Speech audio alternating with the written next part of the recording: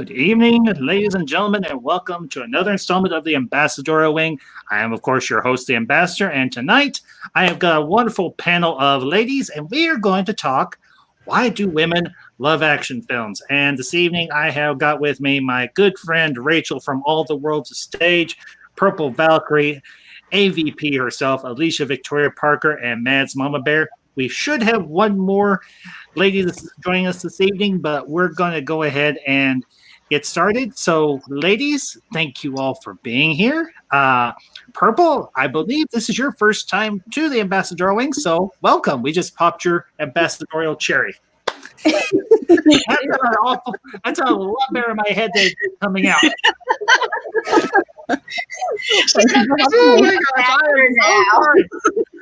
okay, open mouth, insert foot. So at least it was the foot. Yeah. So, ladies, I will let you do a brief intro and plug for your channels, and then we will get started.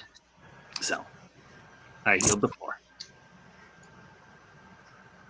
Okay, who wants to go first, ladies? Might as well be you. All right, awesome, thank you. Yeah, good evening, Purple Valkyrie, one half of Rise and Shine with the Valkyries. Thank you for having me, Ambassador, and thank you for letting me be on with these awesome ladies. Well, I'm Alicia, also known as AVT. I do a little bit of everything, live streams, I do commentaries, I just do it all. So I'm somewhere in the social media world, so just go out there and find me if you can. Hey, Mads Mama Bear. I am 1/6 of the Queen's Council, and you can also find me doing the Chaotic Countdown every Monday night with Comic Chat. And I'm Rachel from All the World's Stage. I do a little bit of everything too, mostly music, sign language, and travel videos. And she is awesome at it. Just saying. Well, thank you. Hey, we've worked together on stage. I can say firsthand, you're extremely talented. Like much of your family. My siblings are pretty great. Yes, they are. So, well, folks, and to the chat very quickly, I know not a whole lot of people are in here yet, but to Louis X Sparrow, good evening. Thank you for being here. And to all of you that may be watching or will catch us on the replay, I hope you enjoy the discussion. And just to give a little background on where did I get the inspiration for this idea, for this stream. Well, as most of you know, I was raised by my mother and grandmother, not because my father was delinquent, but because he was deceased. And they very much inspired me to love action movies because they themselves grew up in the 50s and 60s, or, well, the 30s, consecutively from the 30s to the 60s between my mother and my grandmother, and they grew up in for the greatest decades, I think, for action movies, although granted they were somewhat campy. But growing up as a young man, we went to the movies, and oftentimes we went to see the action films. We went to see the comedies and all of that. But they were like, as I asked my mother and everything not too long ago, I was like, why is it that you like action movies more than you like, well, chick flicks? And she's like, I like to see the hunky guys, I like to see stuff get blown up, and I like to have a good time at the theater. So I was like, why not do a stream and talk about why action movies appeal to women just as much as they do men? So, ladies, thank you again for being here. And I've got some bullet points here. We'll just kind of play this by ear. But just to start off everything, and y'all pick this up and run with it. Why do action films appeal to women as well as men? Your thoughts on that? Okay, well, to pick up with what you just said, Ambassador, people think that, oh, ladies just like rom-coms. No, we love to see the hunky guys, we love to see the explosions, we love to see the car chases, and especially the films from the 80s were particularly good for having really great male action heroes. Guys like Arnold Schwarzenegger, Sylvester Stallone. So those definitely, at least for me, were a big appeal to watching these movies. Yeah. Good. Well, I said we like something that grips us, leaving wondering, will the hero survive? What will the final outcome be? And what led to all the action in the first place? I mean, there's so much action sometimes happen at the very beginning or in the middle of the story, and you're left wondering, well, how did it all get started exactly? And so that's one reason why I think it appeals to someone like me, because romantic comedies and stuff like that, I can watch it, but I'm mostly more making fun of it than anything. So, so yeah, I think that's why it appeals to me. So. Hey man, I am no. I've said it many times, much to the confusion of most of the guys that know me. I think 300 is a chick flick. That's the closest I generally get. I mean, well, you got all of these nice, hunky, muscular guys in leather speedos. Why does this appeal to the guys?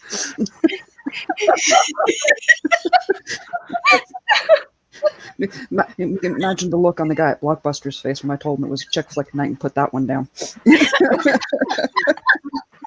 It was that in Van Helsing. But yeah, it is the hunky muscular guys. The stories are often much better than rom-coms.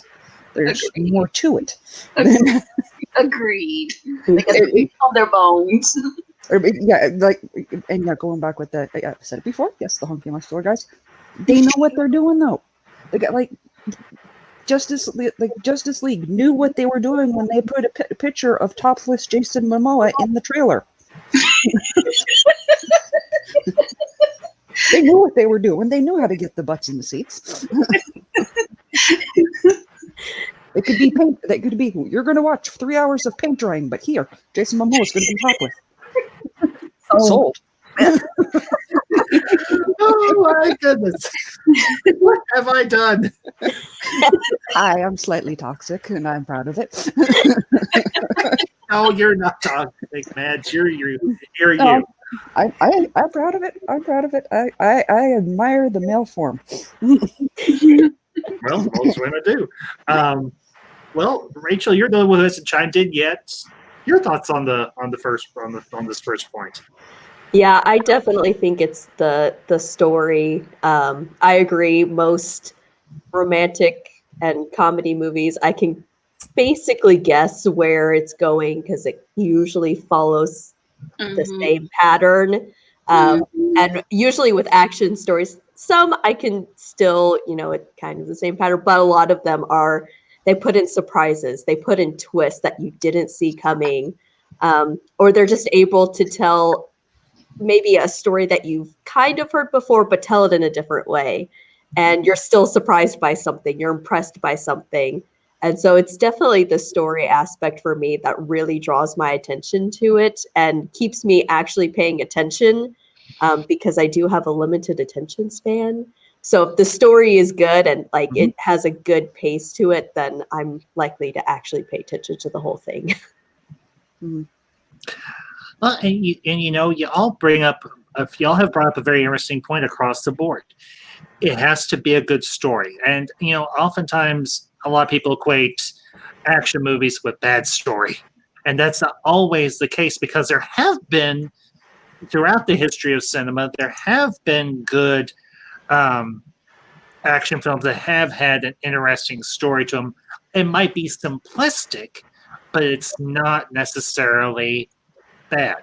And I don't want to jump ahead too much, but one that comes to mind and everything, while it's considered by many a pure revenge story, Kill Bill Volumes 1 and 2, done by one of the greatest directors of our time. I don't know if you all have seen Kill Bill Volume 1 and 2, but just as an example. No, I know the main gist of the story, so I'm going to see it. It's on my list. I own them. Shoot, I learned how to do the whistle. And to the chat, to Classic Comics, good evening, sir. Thank you for popping in. And he actually brings up a pretty good one and everything. American Ninja. It was a more low budget action series or action movie, but it does have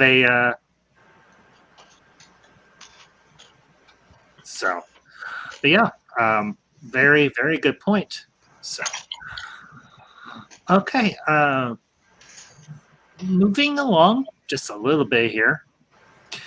What decade would you consider to be your favorite for action films? And obviously, we've got a pretty good broad diet. What's the word? Demographic here for everything. Just a particular decade and everything, and a action or a particular decade for action films that you thought was particularly outstanding or particularly good, if you think, or if you even think there is such a thing. Me, I would probably stick with the 80s. I think that kind of epitomised the big burly action heroes, like I mentioned earlier, and into kind of the 90s as well. And then later on, we've had the MCU as well. So I think we've had kind of a good broad spectrum, but for me, I'd pick the 80s just as a quintessential action movie. Good choice, Purple. I myself couldn't really decide on the decade. I like everything from the 60s to the 70s to the 80s. I like it basically. It's not one specific decade per se. If I were to pick it, it'd probably be either the 60s or the 90s because they have some really good ones then. Yeah, I got to go with that late 80s, right into the 90s, where you had Bruce Willis, you had Sylvester Stallone, you had a lot of the most well-known names for action movie stars. I mean, for me, anything with Bruce Willis is an automatic pass. I saw Hudson Hawk like 7 times. Tells you how much I like Bruce Willis. Oh yeah, even though it was one of his worst films, it was still good. Yes. So, Rachel, what about you? I don't know if I can pick just one because when I think about, the movies that I really like, they're just all over the place as far as time-wise. I even watched like Errol Flynn from like the 50s when it was still in black and white, and some of his action movies I enjoy. Yeah. So, and even all the way up to the newest ones with the MCU movies, I go to every single one of them as soon as they come out. So I'm really just all over the place.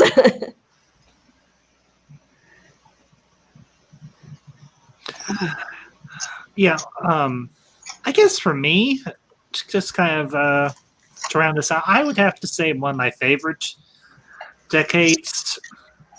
And this might not be one y'all expect, but I'd have to say the 70s because I got actually, you know what? I'm gonna flip it. I'm gonna have to say like the 1940s. Oh yeah, that's a really good because here's the thing. With the 1940s, even though yes, it was black and white, I don't care if it's black or white or if it's colorized.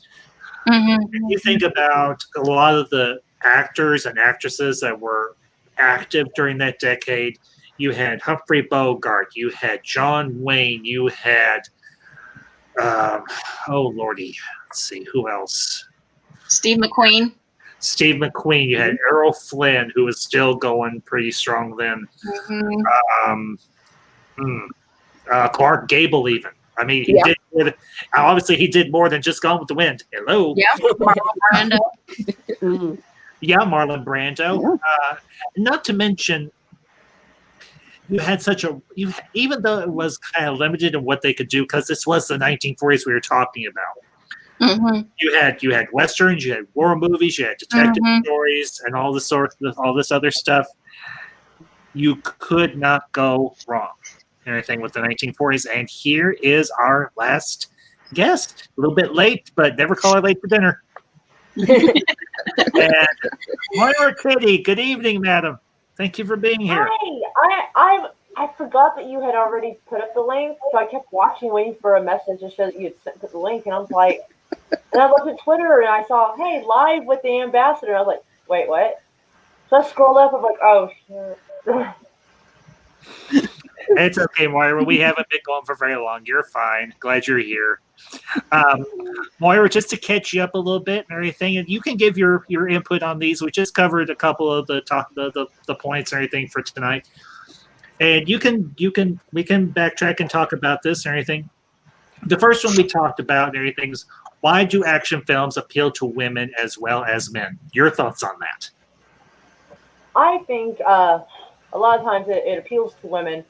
It probably comes from a very primitive, baser instinct of like the way women would be attracted to a man who's got facial hair, because it shows masculinity and vitality, and Mm-hmm. the idea of having a partner that can be strong and righteous and fight the bad guys, and plus the sense of adventure, most likely. I think that's probably at least somewhat why women are attracted to action films. It appeals to a primitive instinct that we have, wanting a badass. Yeah, very true.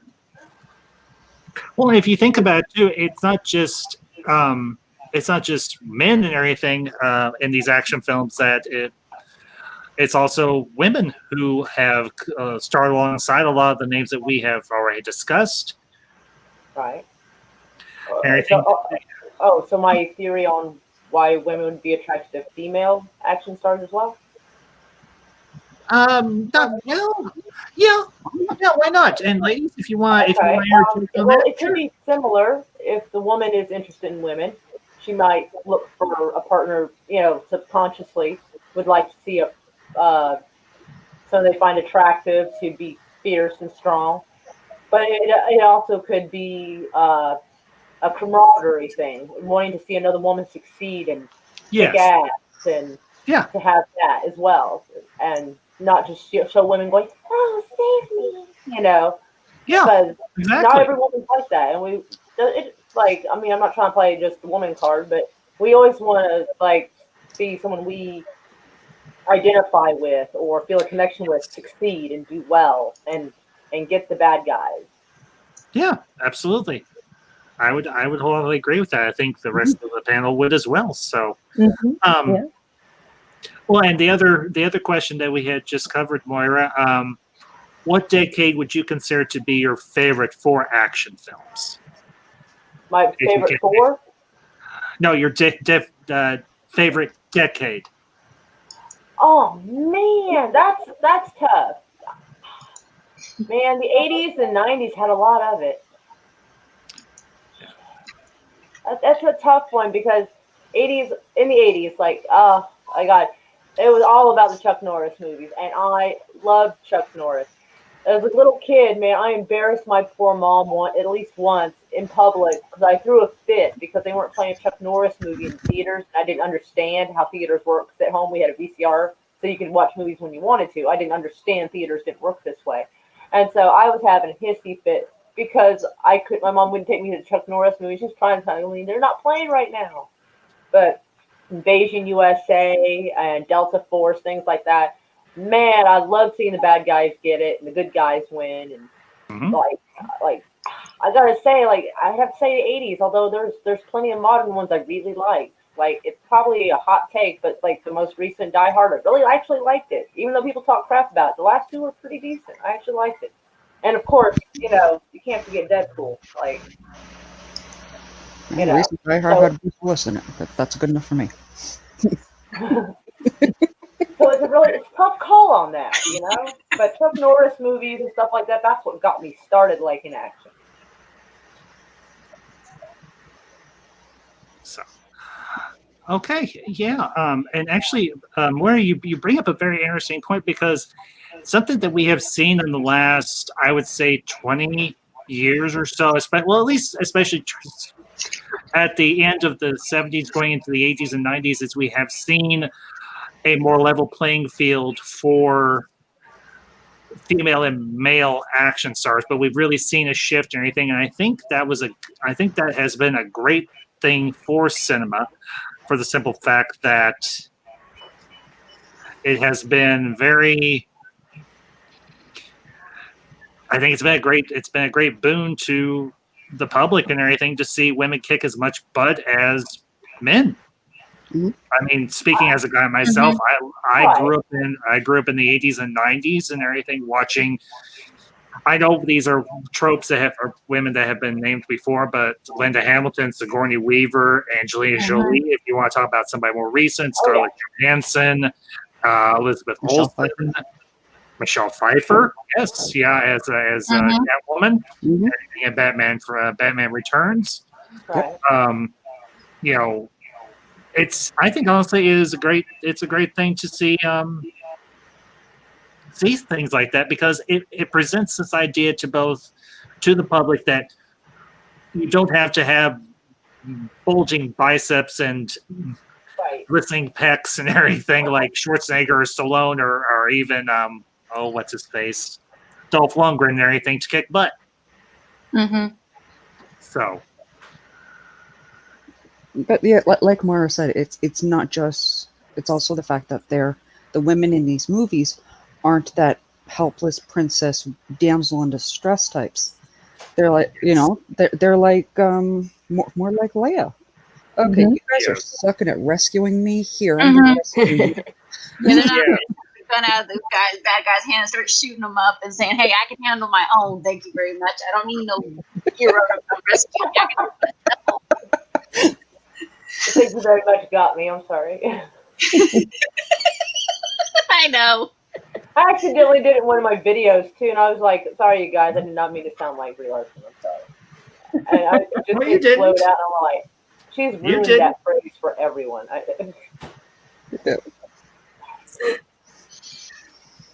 Yeah, I'd have to agree with what everyone's saying. When you watch Terminator, you're rooting for Linda Hamilton's character. You watch it to see the Terminator, but you want Sarah Connor to succeed, and she's capable. She's tough, and she's believable. Yeah, when she, in the second movie, when she did that one-armed pump, the friggin' theater lit up. Oh, I know.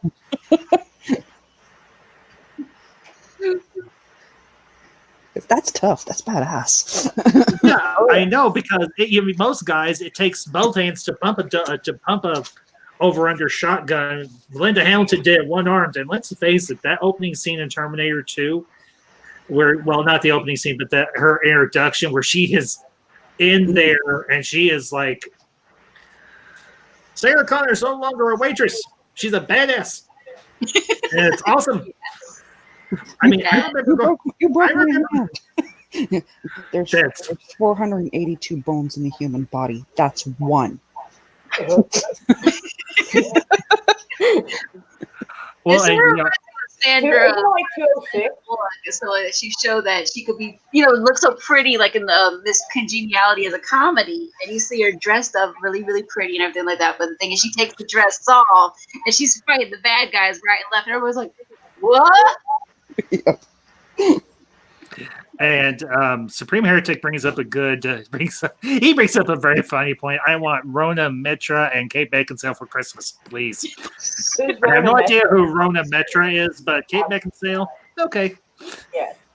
And one of the things I like about some of these movies, and I know this is probably like a weird take, but like for a while there, like as they were trying to show women being more like, except for Aliens, because that was, I think, 79 or something. But along the way, though, a lot of times if a woman was going to be in a movie with a guy, they had to have like some kind of romance scene or something like that. And so I noticed it took a while. So I kind of like movies where I don't have to worry about covering my daughter's eyes and stuff, and watching an action film. I mean, and one of the movies I actually really like, and I think people haven't really talked about in years, is a movie called Broken Arrow that has Christian Slater. Oh, yeah. Travolta is a bad guy in that one. Mm-hmm. And the Park Ranger helps the Air Force guy, try to retrieve the nukes and stop the bad guy. And they were a little flirty. They were a little flirty, but there was nothing I would have to worry about covering my kid's eyes about, Exactly. And he rescued her, she rescued him. It was a nice balance there. They worked well together. And I really liked that film. Very true, yeah. I haven't seen it in ages. I just thought of it, and I was like, that's actually... That'd be a good one to break down. So at some point, but yeah, with the whole narrative that's being pumped out lately, that there's inequality between the sexes in cinema or in media, that is completely and totally that's a complete and total fabrication. And I'm sorry, it does not hold any basis in fact or truth. I mean, there might be a little imbalance, but not as much as they're depicting that it is. Yeah, exactly. And honestly, they're trying to overcompensate. And unfortunately, in their overcompensation, they're skewing the line so badly that it's making it it's making women in these movies and on these shows less appealing. There's a show that Madam Ambassador introduced me to, and I think I've mentioned this to a few of you. It's produced by Stars and everything, called Outlander. Oh yes. And that deals with several females and everything, that female characters who are very strong, but not in the traditional sense. They may not have to be necessarily physically, but emotionally and mentally strong and capable. The strongest muscle is this one, not this one all the time. Mm-hmm. And if you think about some of the great female action characters and stars and anything from the past, this was their best weapon. Mm-hmm. Yeah, their looks. Some of them had their look. Some had their brain too. Brains plus looks. Yes, very true. So, okay, moving along to our next point. And we kind of touched on this, but we can go deeper into it. What are some of your favorite action films / actors, and why? Oh, And ladies, I open up the floor to you. Let's go for it. Let's run with it. well, for me, it's always going to have to be Arnold Schwarzenegger. For me, he especially in the 80s, he kind of epitomized the big action hero. But even when he did things like the comedies as well, he was really good in them. Something like a silly film like Kindergarten Cop, he's still playing the heroic character. For ladies, I would probably go with Uma Thurman or Kate Beckinsale. Good choice. Or Mila Djokovic. You gotta take all the good ones. I didn't even think Uma Thurman, and she blew me away. I'm like, She was great in Kill Bill. She really was. She was awesome in Kill Bill. Yes. Well, I have like 9 movies, so I chose my favorites. Because I couldn't decide on an actor, but these are all 9 of them. The first one is The Great Escape. I love that movie. I absolutely adore that movie. The music, the cast, the story, it was so good. I love that movie. The next one was The Bridge Over the River Kwai. I love that story too. Oh. I love the cast and the plot and the music. Oh, that's so good. Then I had Red Dawn, the original one, not the remake, the original one with Patrick Swayze, Leah Thompson, Jennifer Grey. I love that one. It was a great story. Man. Then I have Rob Roy with Liam Neeson. I love that one. Nice. This one, I'm not sure if it's really action, but I guess it is in a way, is The Bridge at Remagen. I've not heard of that one. It's got Robert Vaughn in it, and basically he's working really quickly to try to destroy this bridge, and he's trying to keep it from the Nazis, basically. But anyway, no matter what they try to do to keep that bridge from being blown up, it won't blow up. The next one is The Mask of Zorro. I love that one. Next is Man in the Iron Mask. Black Hawk Down is my next choice. Ooh. And my final choice was Dancing with Wolves. I mean, I saw The Last of the Mohicans, and that's a very action-packed movie, but I absolutely hated that one. I remember seeing it at 7. That was my first R-rated movie to see in theaters, but It's a very good movie. It's just at the time I was so young and I didn't understand it. Now I understand it better now that I've read the book. But that story was so good. But the thing is, those are my favorites. I love them because of the stories. I love them because of the music. Like I said, I can't decide on a specific actor, but mostly it's the stories. The stories always kept me gripped on the edge of my seat, wondering, well, what's going to happen next to these characters? Are they going to get out of this dangerous predicament that they're in? And once they get out, it's like, whoa. You mean that was just 2 hours? It's not over? It's over? No.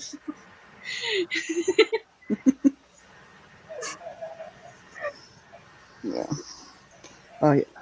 Already announced one of mine. Bruce Willis. Anything Bruce Willis. Yes. I mean, of the 80s, 90s, heroes, he's still to this day my favorite. I also got to go with Michael Jai White. He was in Spawn. He's been in a lot of movies. Yeah. I follow him on YouTube, and he posts stuff daily, and hallelujah for that. Nice choice. Yeah. Yeah, he's fantastic. Even Denzel, I'll throw him in because he's done some pretty decent stuff too. Yes, he has. For like 30 years. Oh yeah. Yes, I love Denzel Washington. Yes, he's very good. Just real quick, one of my favorites of his, it was early in his career, Virtuosity with Russell Crowe. Oh my God! Yes. Sorry. No, you're fine. You're fine, Moira. You're fine. It's okay. No worries. Females, I'm That was gonna the go first with. time I'd ever seen Russell Crowe.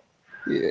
And I was like, damn, that was a sassy bad guy. I was like, I almost rooted for the bad guy. I almost did. Like when he had that purple suit and he's walking down the street, you're just like, damn. I've heard Nobody remembers that movie. That's why I was like, oh my God, he knows that movie. Now, females, I gotta go with like Michelle Pfeiffer, Angelina Jolie. I mean, Linda Hamilton, she's always fantastic in whatever she's in. Mm-hmm. Except for raspy voice Sarah Connor in Terminator Dark Fate. Nobody was going to Terminator Dark Fate. Sorry. Rachel, what about you? Ooh. I'd have to say, like, as far as actors, I don't really usually have favorite actors, but the one that popped in my mind for action was Jackie Chan. I just love Jackie Chan. Oh yeah. He just brings me so much joy in everything he's in. Favorite movies, I love spy movies, so I really enjoy like James Bond, Mission Impossible. As I mentioned, anything that is Marvel, I love and am slightly obsessed with. My all-time favorite movies are the Lord of the Rings trilogy, which is action plus a bunch of other genres all rolled into one. But I thoroughly love those movies. Oh yeah. Shoot, that scene when Cap just rips into that log. Oof. Okay. Moira, I can see you talking, but I can't hear. Where'd you saying, Moira? I'm not No, sure. I'm trying not to talk over you, but I was like excited he mentioned Jet Li. Yes. I fell in love with him in Lethal Weapon 4. The way he took that gun apart, I was like, oh. So I was trying not to talk over you, but I was like,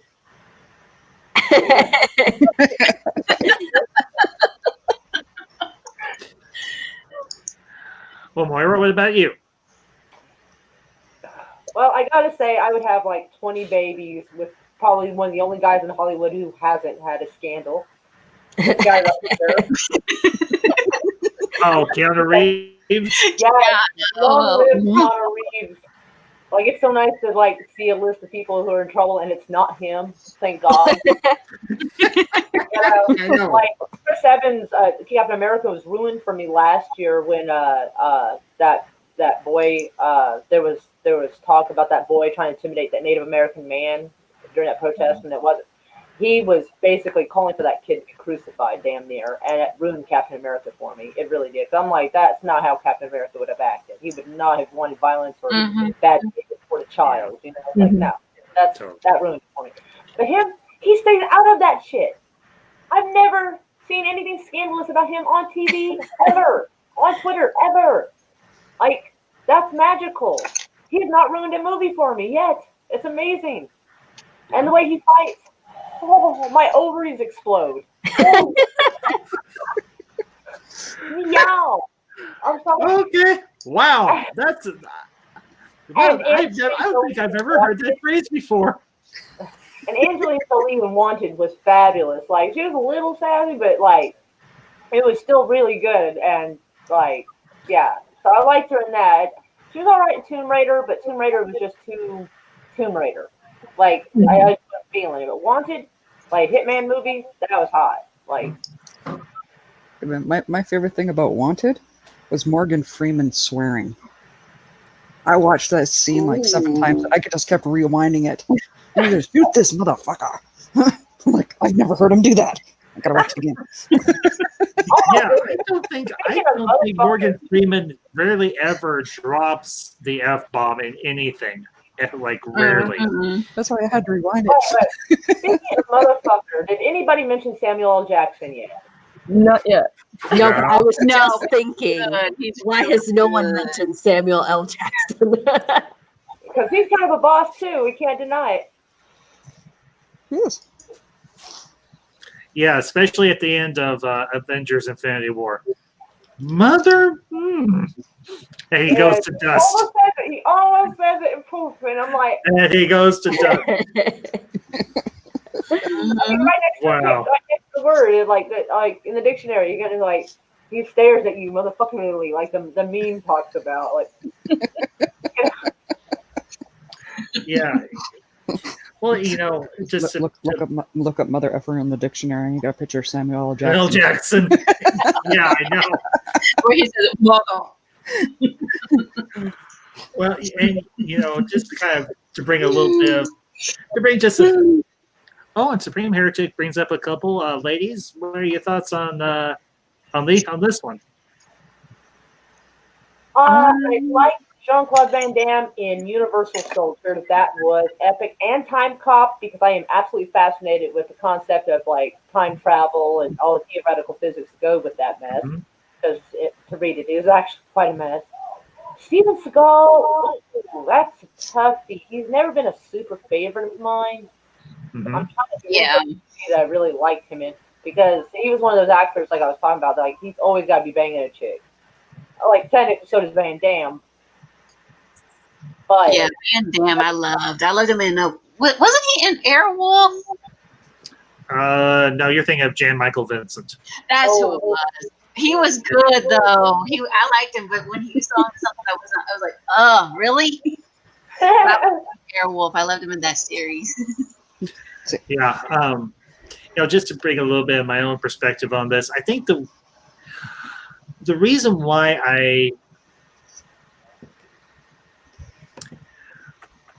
I have an appreciation for both the male and female action stars is because I grew up in a non-traditional home in a lot of ways. Because, I mean, it's not completely different, but being raised by two women who, my mother and my grandmother and everything, who grew up in quite literally like the Silver Age or heyday of like action movies, gave me an appreciation both for the old and for the new. Looking at what was done in Hollywood back in the Silver Age and looking at our Golden Age or whatever, and looking at what they are doing nowadays, I go backwards in a lot of ways through cinema, and I look at the older stuff, and I'm like, do these actors and actresses, do they stack up with like some of the greats from back in the black and white age and like when color was really starting to come into use? And I have to say, in some instances, yes. In some instances, no. If you compare like John Wayne to maybe Bruce Willis, it's kind of hard to. It would be difficult to compare the two. So, I don't think we really have a John Wayne-esque actor for this time period. I think that maybe the closest we could talk about is maybe Robert Downey Jr. Mhm. Henry, Maybe I don't know. they're the I don't- Avengers. I feel like Bruce Willis is closer to John Wayne-ish. Do you? Okay. A little, That's fair. like I feel like he would be closer in a way. And I think I'd lean more towards Sam Neill. Oh Yeah. Well, Yeah. I did not. Yeah. That's not bad. That's not a bad parallel there, Mads. That's a Thank good you. one, actually. Yeah. So, and to the chat, very quick. Bionic Belly Button, the Darth Aster, and whoever else has popped in, Supreme Heretic. I know you've been in here. Thank you all for being here this evening. Hope you're enjoying the discussion, and thank you for tuning in, as always. Okay, Nick, our next point or anything. What do you think are some? Do you think there are subgenres of action films? If so, what would they be, and why do they appeal to you? If that question makes sense. If you need me to clarify a little bit, I can. That's no problem. yes, I'm feeling a little lost. Okay, okay, you're talking like just a pure action flick. That's one thing. Another one would be more like sci-fi or kung fu or fantasy or stuff like that, or the superhero, because even superheroes would be their own subgenre of action film. Yeah. So So does like that clarify? Underworld would be considered like a subgenre. It's like horror action. It would be horror action, yes. Yeah. Okay. Yeah. All right. Okay, so ladies, please. For me, yeah, it would definitely probably be the comic book films that we've had, both the DC and the Marvel. But I also really love the post-apocalyptic action films. You know, things like Westworld, Waterworld. What else? The chat jumped on me. Yeah, just the post-apocalyptic, like Mad Max, for example. That's the ones that I would kind of go for.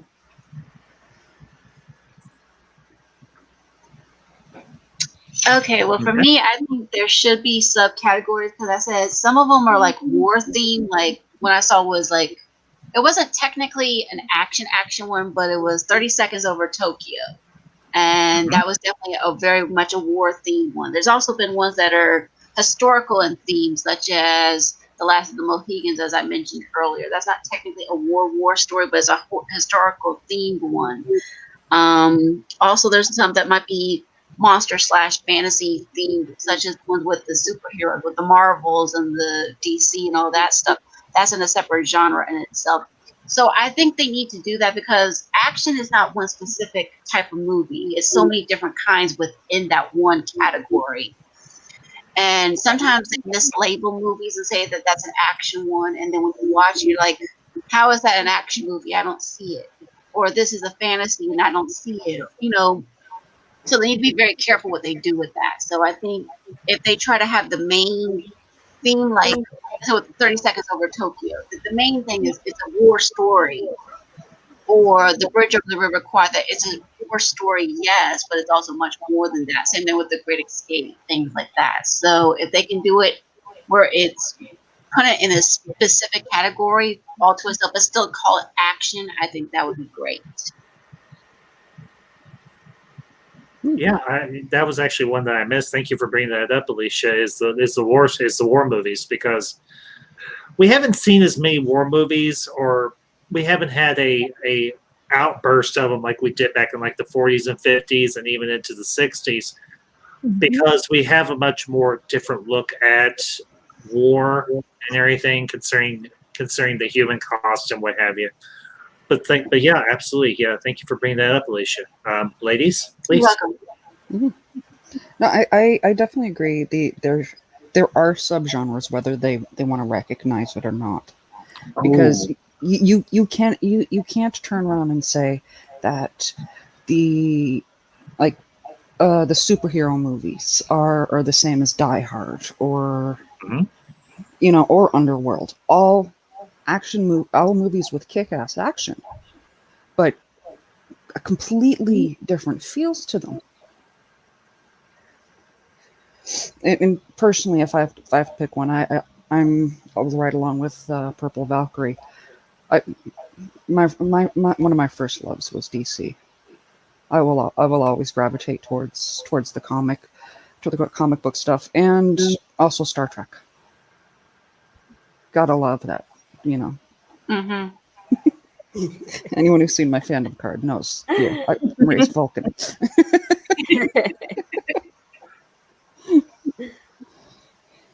Okay, come on. Yeah, I definitely agree. Subgenres. I think they're, not only do they exist, but I think they are important because action is such a broad genre. Yes. If I see a movie that's just labeled action, I'm like, I have no real idea what this movie is about. And if I see, it has subgenre, like war movies are not my favorite. So if I see one that has the subgenre of war and another one that, since Bionic Belly Button brought up samurai flicks, I love Asian culture. So if I see like a kung fu movie, I'm going to choose that one over the one that's a war subgenre because I have more interest in that type of an action movie. So I think the subgenres are really important because, you may not like every single kind of action movie, but it helps you narrow down what you would most likely enjoy watching. Mm-hmm. One genre that I'd love to see a resurgence of would be westerns. We haven't had a really good western in a long time. Yeah, I think the last good western we got, be like 310 to Yuma, and that was a remake, but it was a good remake. Yeah, we got a comedy of a western that Seth MacFarlane did, but that wasn't technically a western. That was more of a comedy than anything. Yeah, what was it? A Million Ways to Die in the West? Yeah, A Million Ways to Die. Yeah, that was more of a comedy than anything. Yes, I think the last war movie, Rachel, actually was Black Hawk Down. That one took place during the Afghanistan war because that helicopter got shot No, down. it was Alicia. Just real quick, it was Somalia. It wasn't Afghanistan. Okay, my mistake. But yeah, No, that was okay. that was still during that same war though. That's one of the last deepest ones I know that took place during the war. Oh, Project Storytime brought up one that we, yeah. Oh yeah, 1970. I still need to see that. I still do too. I need to. That's on my list. I watched it recently. I was very impressed. What's an interesting? What can be considered a war movie, but also fantasy and historical? That isn't war, but is the movie they made Tolkien about? Oh yeah. I still haven't seen that one yet, which is shameful for me to say. Wow. So documentary-ish, it's war-ish, but also fantasy-ish. Yeah, because that's a story about J.R.R. Tolkien, obviously, and it was actually played by the guy who played Beast in the X-Men reboots. Yeah, I can't remember his name, but I loved him in Warm Can't Bodies. either. But.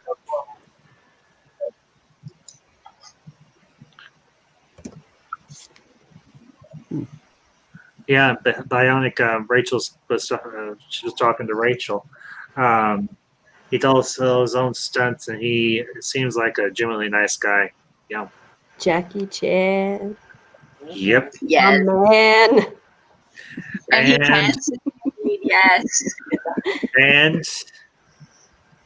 And to the chat, and I'll try and I don't know if I can do as good a job as a good friend of ours, Lori Roberts, the Destructor, is here. Lori, good evening, ma'am. Good to see you. So, Moira, I think you're the only one who hadn't had a turn yet. So, please. Okay, it's kind of horror-ish, but a horror comedy. I love Shaun of the Dead. Oh my gosh, yes!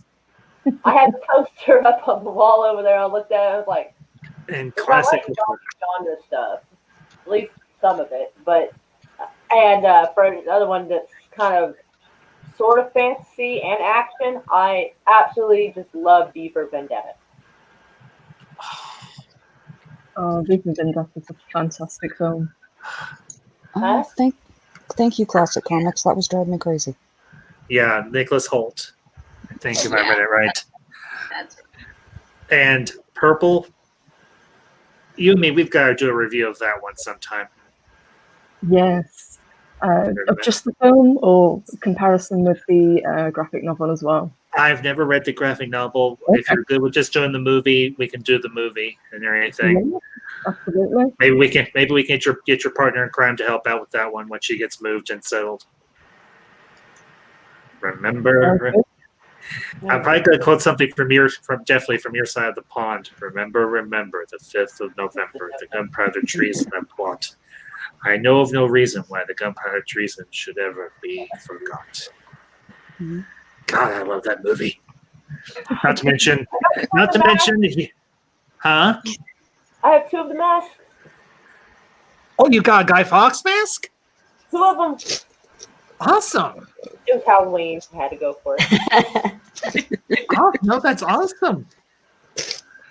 So, yeah.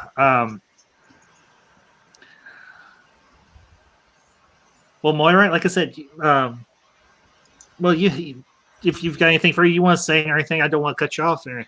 No, I'm good at the moment. Like, Okay. All right. Well, we kind of covered all our points and everything, but ladies, I'm gonna kind of open up the floor to you. Is there anything recent and everything in terms of cinema that is really appealing to you that you're really looking forward to? And this can be something that's like uber obvious or really obscure, whatever the case and everything, that we can discuss, because I cannot wait for the new Ghostbusters to finally be released. The preview looks awesome. Yeah, I know what you mean, and well, Madam Ambassador actually brought this up, and I want to get y'all's thoughts on this. How they're going to be releasing Mulan? How do you all feel about that? No, leave it alone. Leave it alone. I'm indifferent. I want to see it on the big screen. I'm not going to see it either way. I don't want to see it. It's just like, no. I like that. Well, Mm-hmm. well, I don't know. Have y'all heard the recent news about Mulan? About what they're doing with it? Yeah, Yeah. they're gonna charge. That's ridiculous. Yeah. When it be at theaters. I mean, might as well just see it in theaters. I mean, come on. I'm not opposed. Sorry, go ahead. I'm just saying, I just don't see spending 30 extra bucks because you're already subscribed to Disney Plus. And Yeah. so why should you have to pay extra money for that movie? It just doesn't make sense to me. See, I'm not opposed to that. If it's a movie, I would actually be interested in, like, say, if it was Wonder Woman 84. Mm-hmm. I drop that 30, no problem. Well, the thing is, because then I know I'm not going to have some teenagers in front of me playing on their cell phones. yeah, I know the snacks are going to be better, and I can pause it when I have to go potty. true. It just well, the thing is with Disney Plus and Hulu and all that stuff, you already have those movies already in there in the library, and I can do the same thing. But the thing is to pay 30 extra bucks. I just, unless it's special content or unless it's a director's cut, Mhm. I just don't see it. To me, no. Like I said, if it's a movie I want to see, I wouldn't hesitate. If I was planning on seeing it anyway, it's pretty much the same I would be spending going to the theater, and then I can just sit there and watch it in whatever I feel like. Yeah. For me, I agree with both of you, but also I'd question, is this going to be a flat fee that they charge, or is it going to vary depending on the film? So say when they release the next Marvel film, if that is going the same way as Mulan, will the price be higher because the hype would be more for it?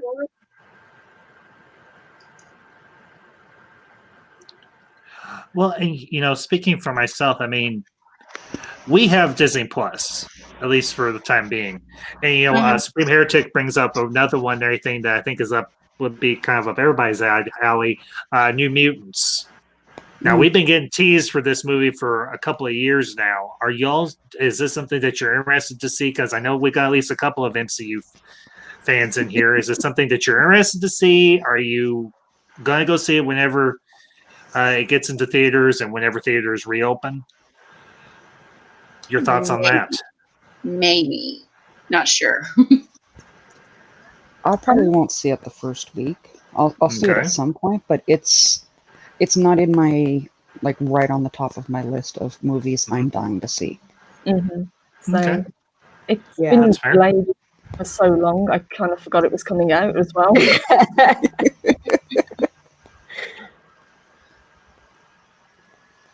Well, and Jeff B actually brings up a couple of good ones. Conan and Red Sonja. I mean, those were.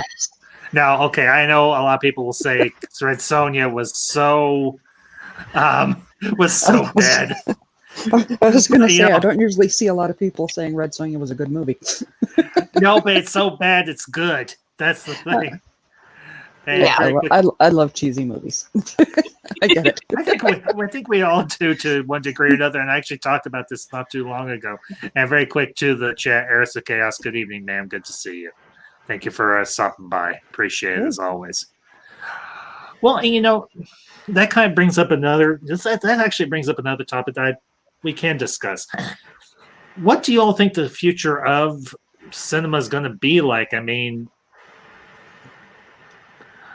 eventually theaters are going to reopen.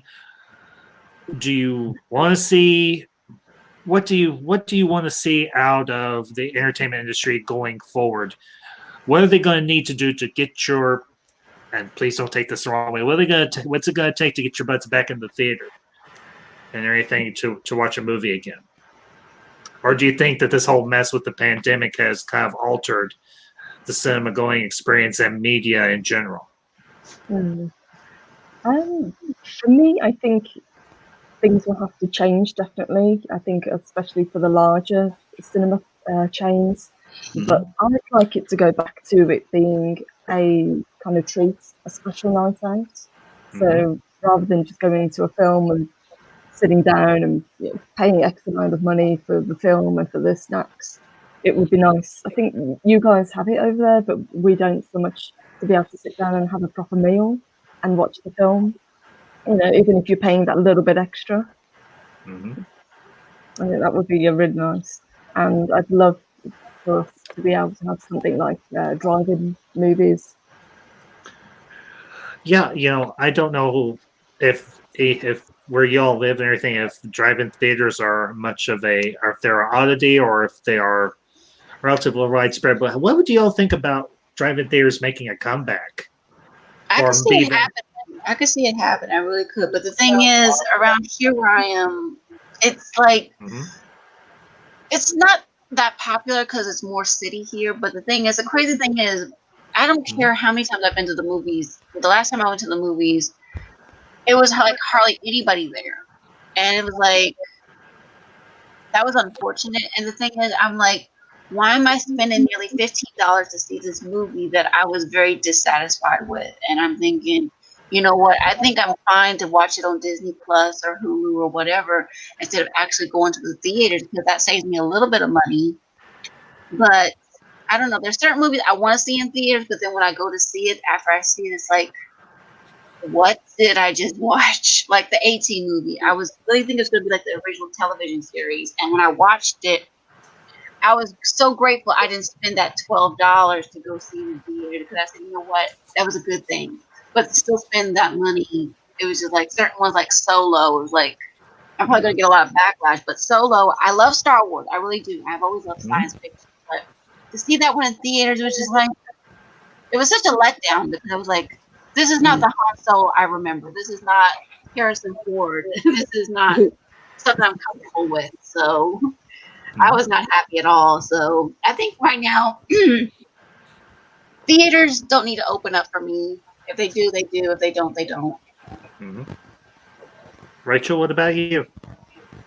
Yeah, When, like a Marvel movie or a movie that I've been waiting for a while comes out, I go and see it. But I don't, other than those, I don't really go to the theater very often as it is, Yeah. just Same. because I do not have the money to do so.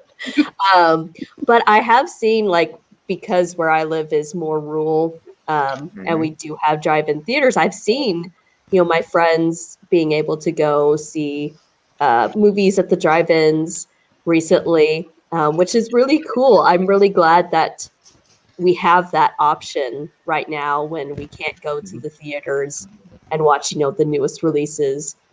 But since I also live in the Midwest where the weather is highly unpredictable, Yeah. sometimes drive-ins are just not a great option,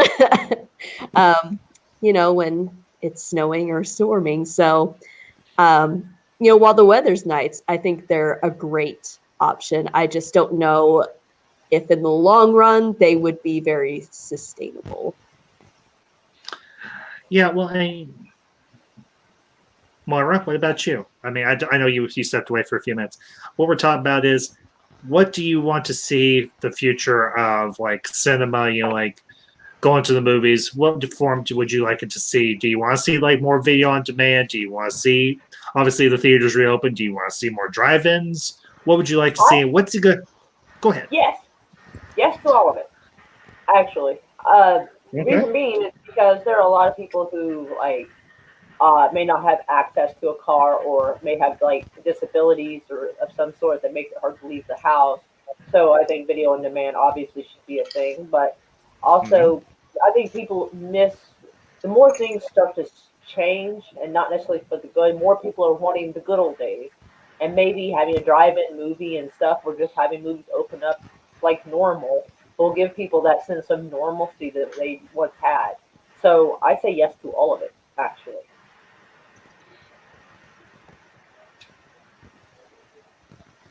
I mean, not charge people $30 for a bloody movie unless they're actually buying it, but Yeah. But like I said, there's some people who can't leave the house for many different reasons, mental, emotional, physical, whatever, and theaters are not an option for them. So they shouldn't be left out either because we all need adventure or movies in general to escape the reality that we have.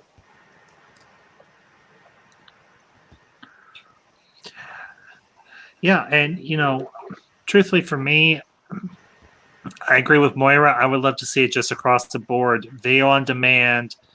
Also, I would love to see, in one form or another, see drive-ins make a resurgence because honestly, I think there's a way for both forms of the movie going experience to coexist. I mean, for a long time it did. If you really think about it, it was just the fact that. I said you're right. It did all coexist, and it can happen again. Yeah, I wholeheartedly agree. So I think what Hollywood really, I hate to use that term, the entertainment industry, what they need to do is they really need to listen to the public. And I think with the advent of the internet and social media platforms like Twitter, like YouTube and everything, I think honestly we have an opportunity to tell the media industry what we want and say, give us what we want and we'll gladly give you our money. But the other thing is they need to make it more affordable, especially for the theaters to run the movies. That's the biggest thing because they are getting the movie theaters are getting gouged something fierce by these studios. And I think that's one of the biggest things that needs to change is the studio system. Yeah. But that's going to take a massive overhaul, and that's going to take a lot of work and a lot of time. I don't know if you all have any suggestions on that, but go ahead, Moira. Sorry, I didn't mean to talk over you. I was saying, yeah, if you make it a little more affordable, more people can go, and then you'll make more money. So they won't actually lose out. The they're acting like they're only expecting a few people will go, so they're going to charge more to try to compensate. If you make it where, like, everybody, like, whatever caste system you're in, basically, if you can go to a movie, drive-in, something, then you'll end up actually getting too much of everyone's money anyway. Yeah, very true. Because if you think about it, really, the problem is the way the theaters are making up their money is through the concessions, and the concessions are so bloody expensive. And they don't That taste is- that great either, too. Some of them don't, especially the popcorn. I mean, they put too much butter, they put too much salt. It's like, And they never No. put enough butter in there. I always add more butter. I I just love like butter. something, but not. No, I'm not gonna spend $5 for a soda when no. Mhm. I hate to say, but I'll occasionally sneak food in. If I go to a theater, I'll sneak some snacks in. I will. Same here. Done that too. Yeah. I will not pay $5 for a gosh dang bag of Skittles. You can kiss my butt. Nope. I'll That stick that bag in my better purse. stiff and They'll big. say, "Oh, do you Really good. I did that with a concert. They said, "Do you have any food or anything?" I said, "Nope." And as soon as they weren't looking, I started pulling. Oh mercy!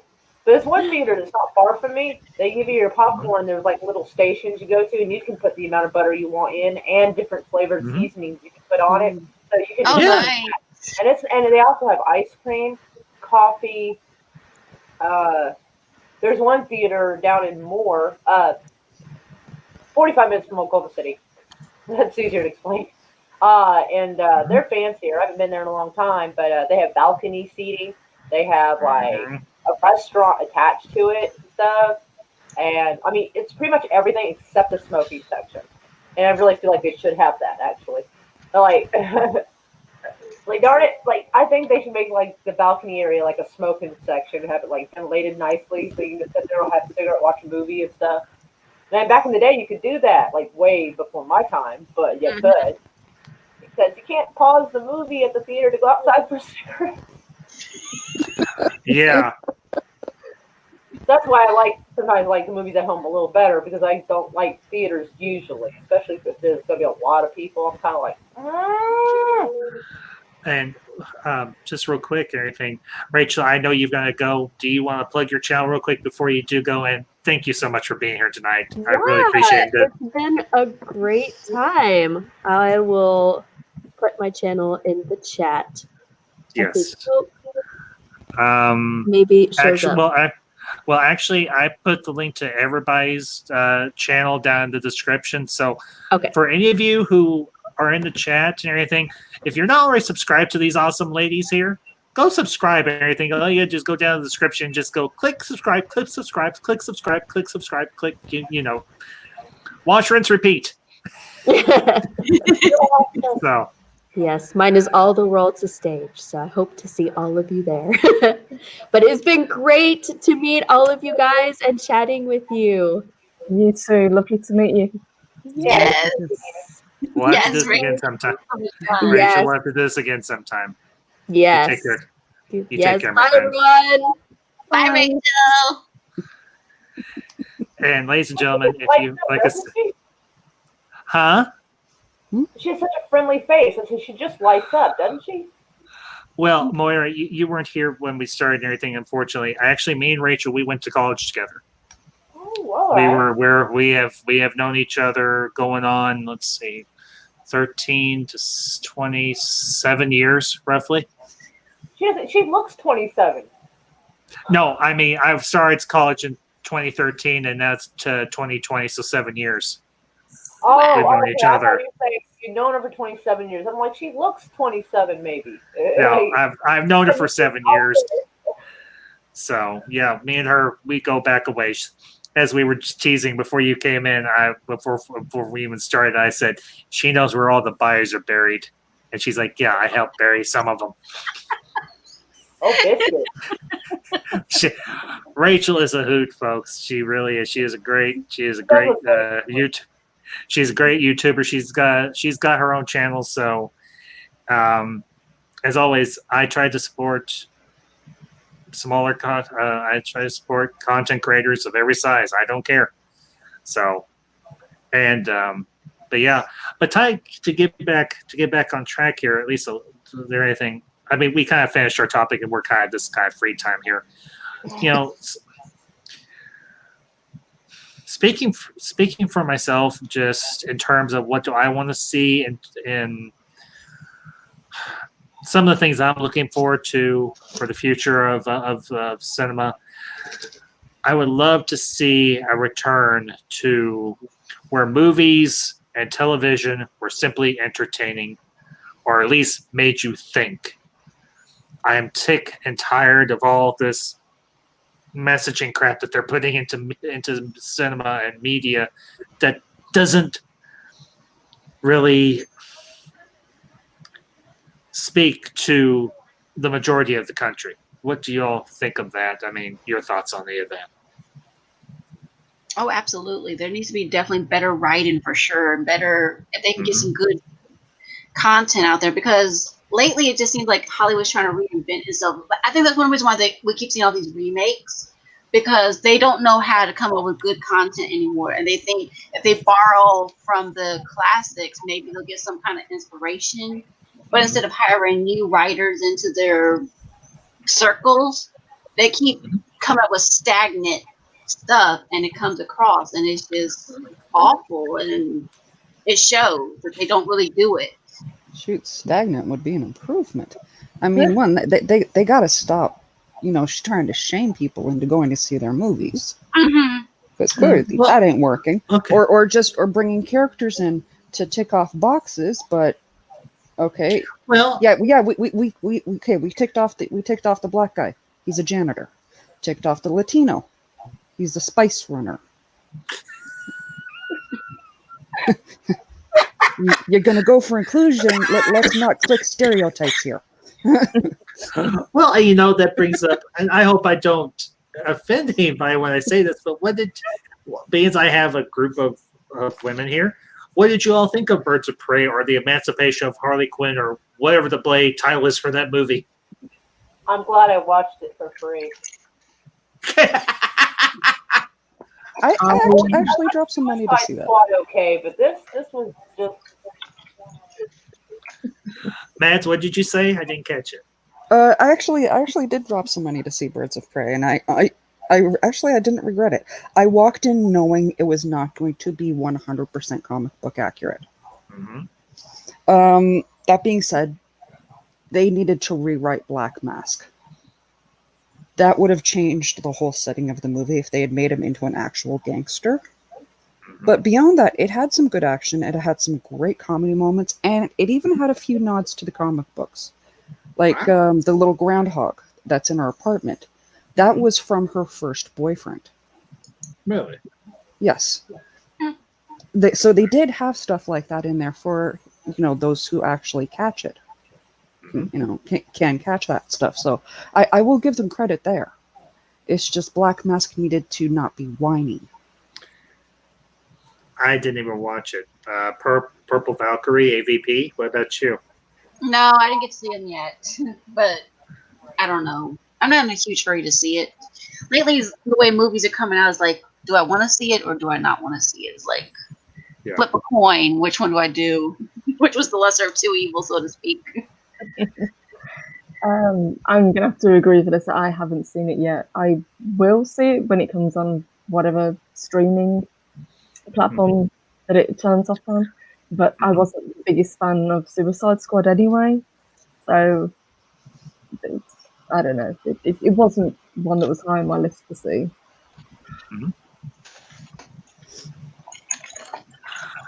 Honestly, I didn't see it. I didn't really have a vested interest to see it because the characters just didn't appeal to me. And no, it's not because they were all women. It's just the simple fact that the character of Harley Quinn just doesn't appeal to me.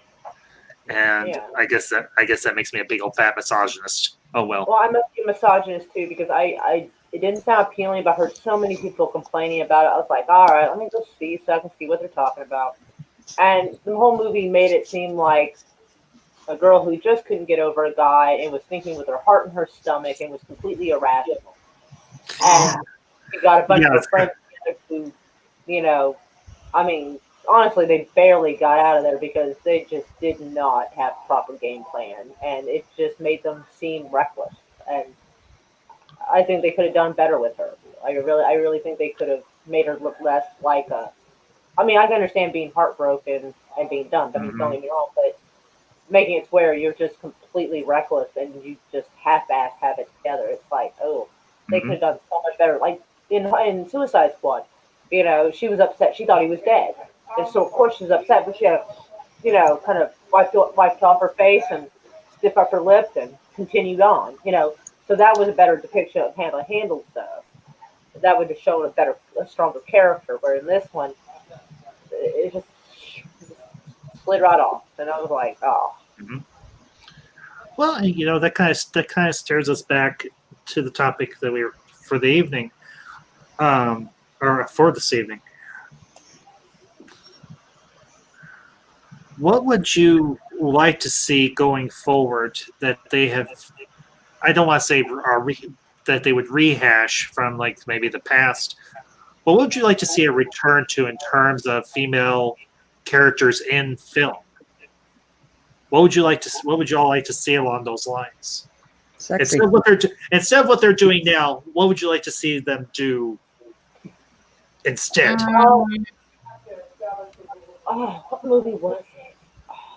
It was the most recent Men in Black, and where they made this silly comment, Mm-hmm. which was like, "You mean men or something like that?" She's like, "I know. Yeah, I guess they want people in black or something." They were made a little quip about that, and and it's like, Him or Pib? it, well, yeah.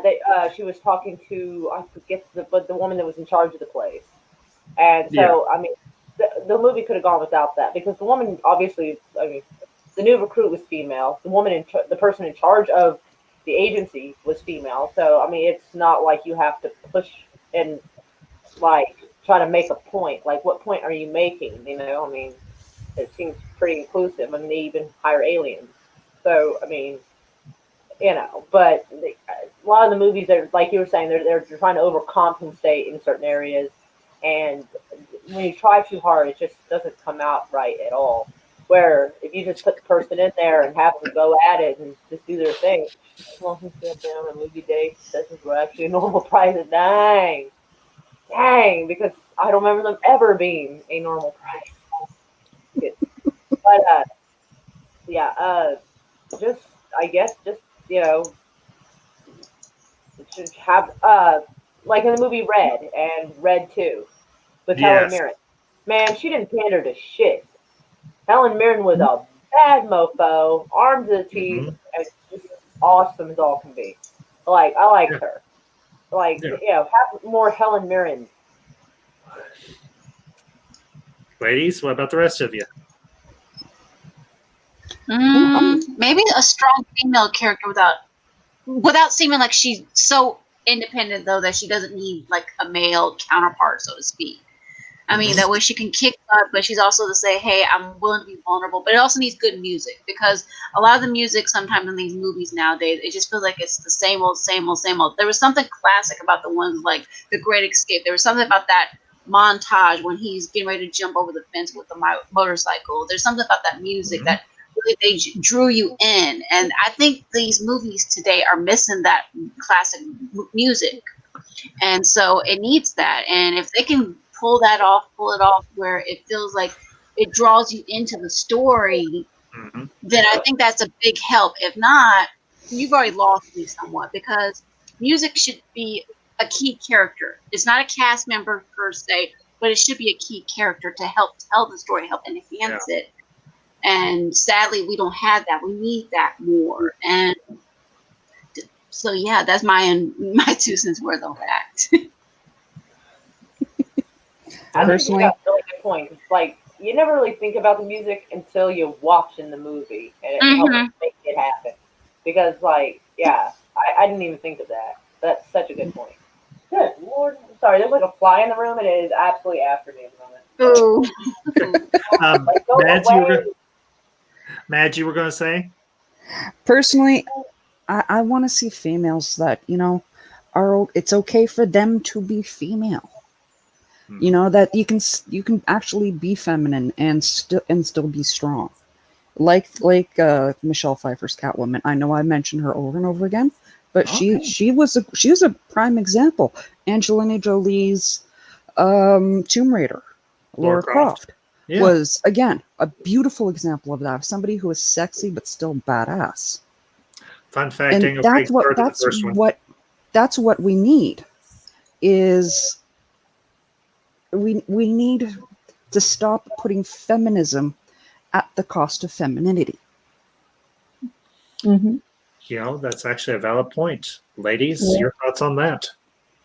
Oh yeah, definitely. Yeah, we don't have to be all weak, like saying, "Oh, I can't do it on my own," but also say, "I don't want to be so strong that somebody can't help me if I need help." We don't want to feel like we have to have somebody open up the jar of pickles, so to speak. Well, we also want somebody to say, "Hey, you can protect me if I need somebody else to protect me along the way." Yeah, absolutely. I know we brought her up earlier as well, but Sarah Connor, as well as being very capable, she's also a mum protecting her son. So I think that's kind of lost as well at the moment. But for strong, kind of positive female, I would probably pick Gal Gadot as Wonder Woman. Yes. I would agree with that wholeheartedly. You know, and here's the crazy thing. Gal Gadot is kind of, or Gal, I always say Gal Gadot because that's how I often hear it pronounced. She has kind of become a firebrand in Hollywood nowadays. I would even say maybe her a little bit, maybe to a certain extreme, or not extreme, but degree, Gina Carano, who played Cara Dune in Mandalorian. Those are two. Those are two. Deadpool. Yeah. Oh, yeah. As Angel Dust. Yeah, I forgot that was her. Yeah, she was a highlight in that movie for me. She was, and not only that, the girl that played Negasonic Teenage Warhead. Yes.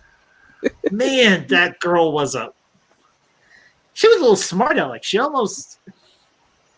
She reminds me a little bit of one of my younger cousins and everything. It was kind of like that as well. Except her head isn't shaven. And she can't blow stuff up, which is the power of her. Well, not so much the power of her mind, but she can't create a force field or a field of some kind and everything to blow stuff up. Yeah, that's probably a good thing. I don't know. My cousin, she's a wild one.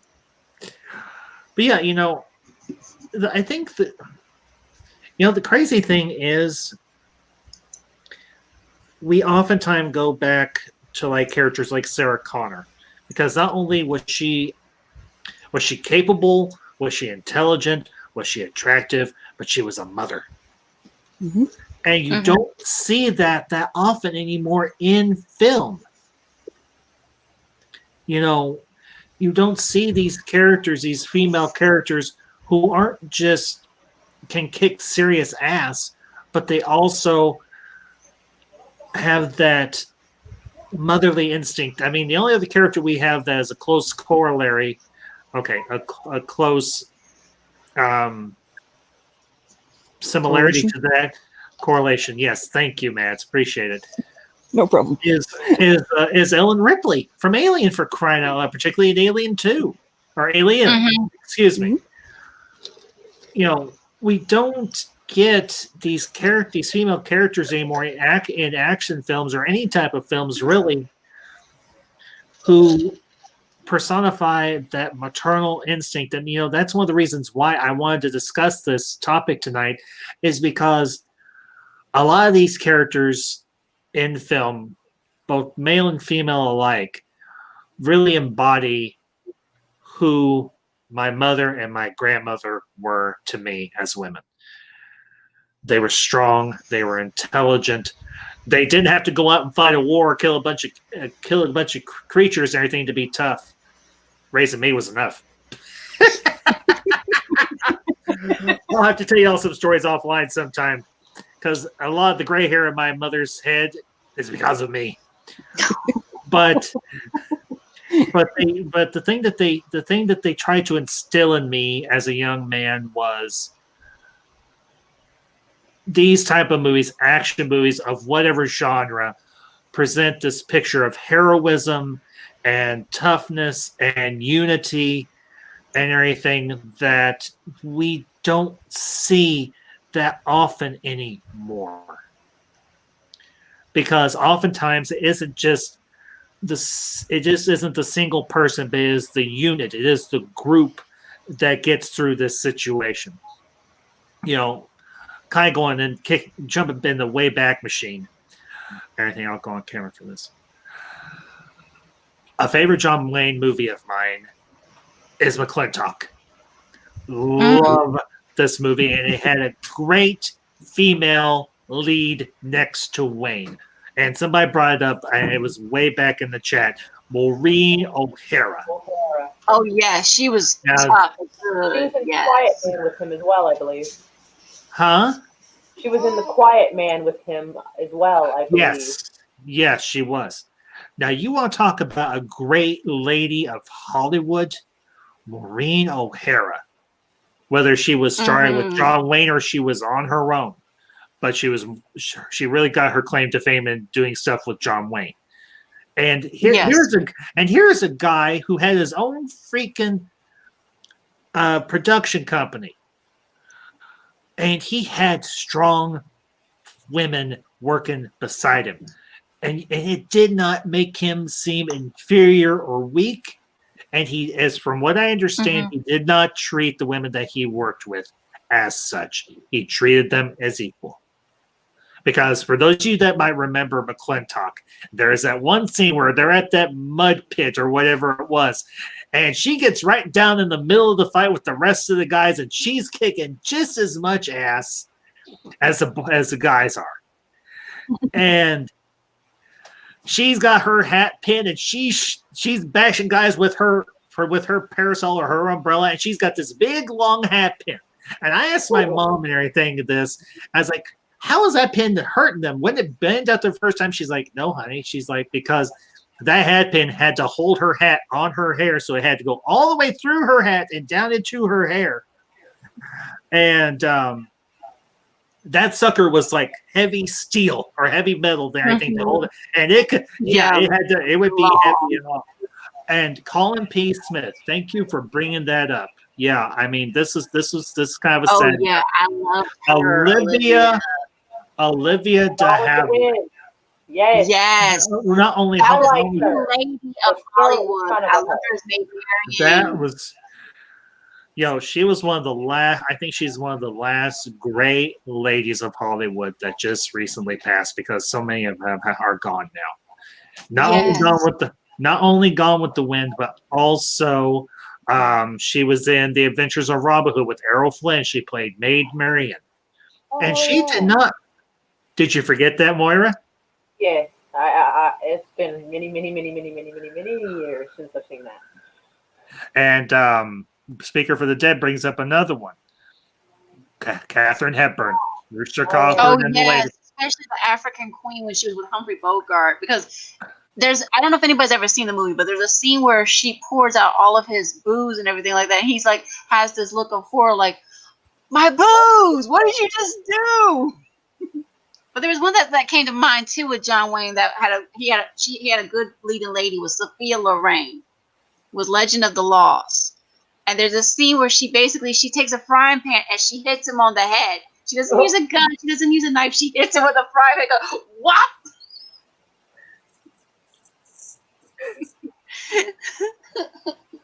She was a fiery lady, Sophia Loren.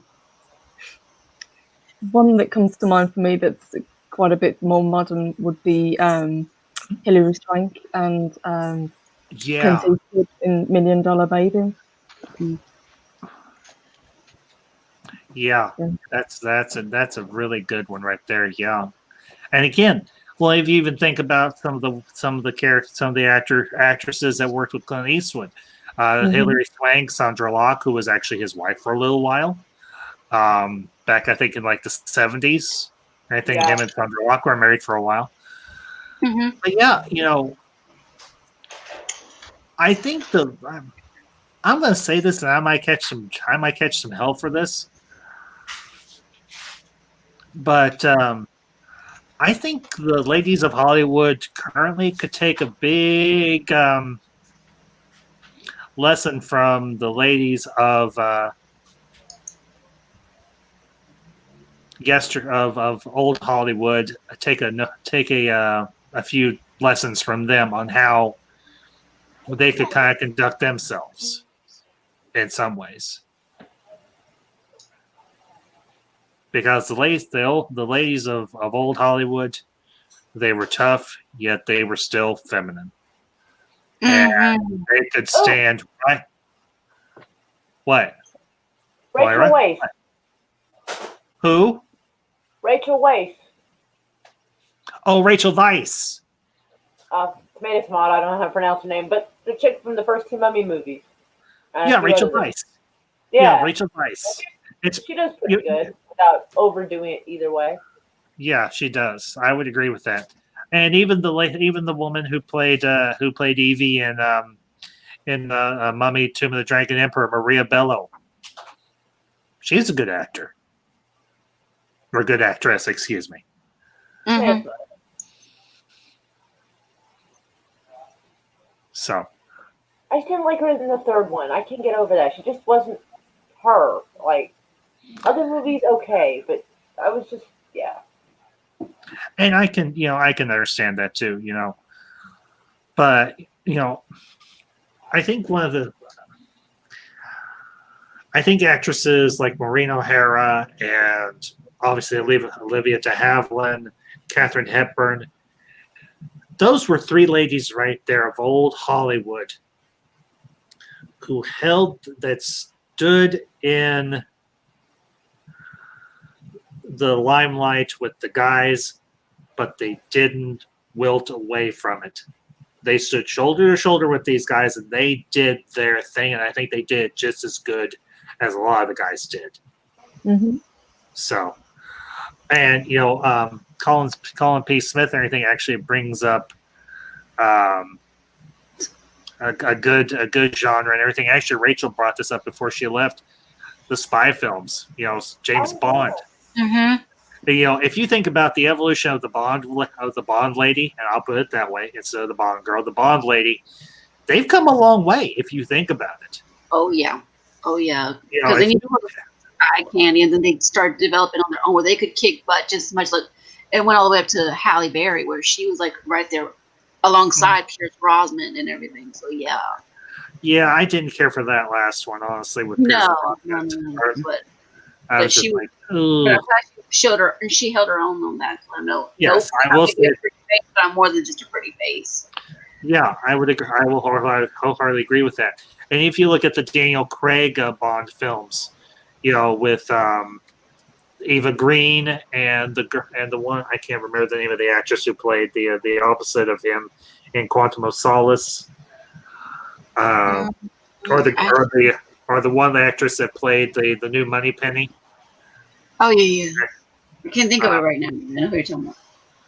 So, yeah. And Alicia, I can't make out what the heck is that as your thumbnail.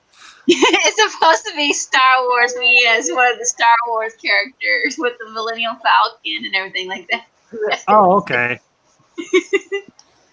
But one that just came to mind too was Grace Kelly. She could hold her own too. She could be alongside the men, like in the movie To Catch a Thief, and she was a pretty face, but she wasn't afraid to kick butt too, especially that movie because she's alongside Cary Grant. There's hardly any well-known actors except for her and Cary Grant, but she's alongside him and she's chasing the thief. She's telling him, hey, she's driving fast, and maybe it's not that much of an action thing for her, but for her, it works.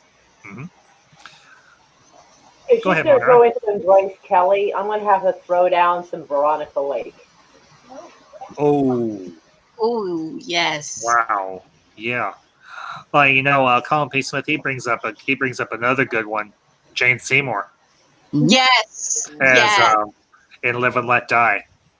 One of my favorite Bond films. And yes, it was the Roger Moore one.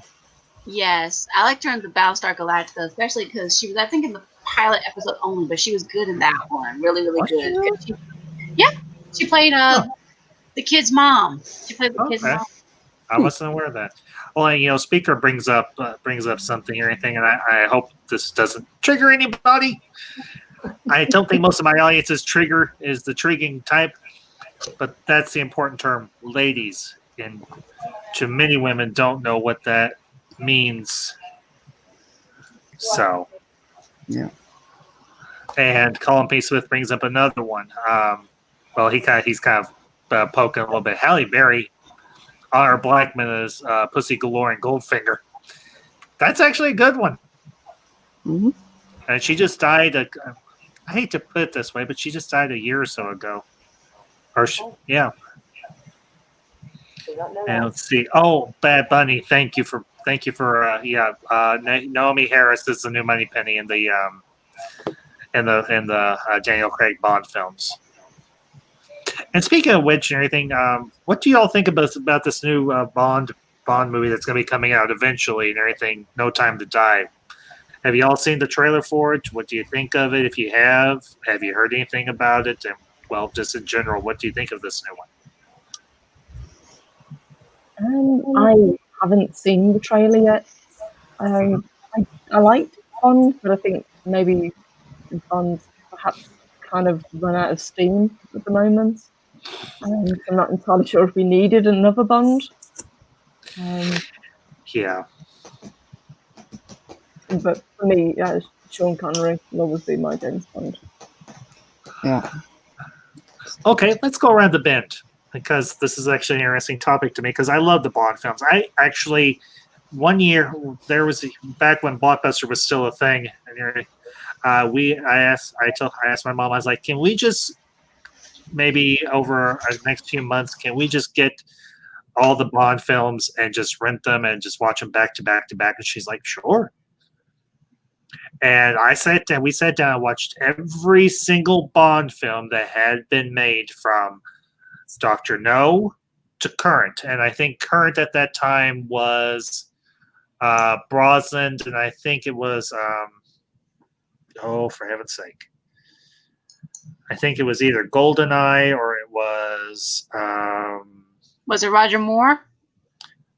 No. The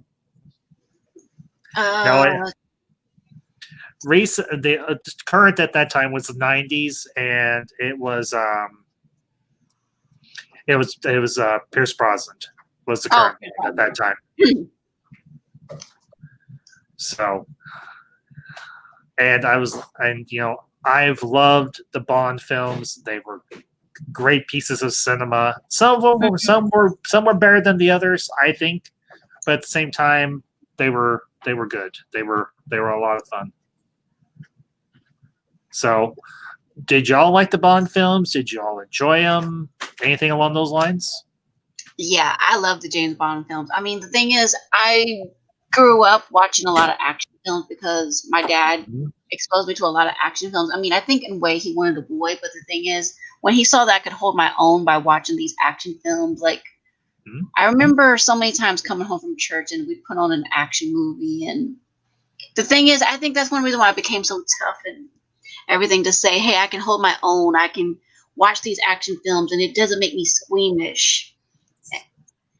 And it made me tough because it showed, even though I didn't have an older brother to defend me, I could hold my own against my own and say, you know what, I know about these aliens, I know about these Star Trek, I know about Star Wars, and I can hold my own against you and nobody's going to stand in my way. No.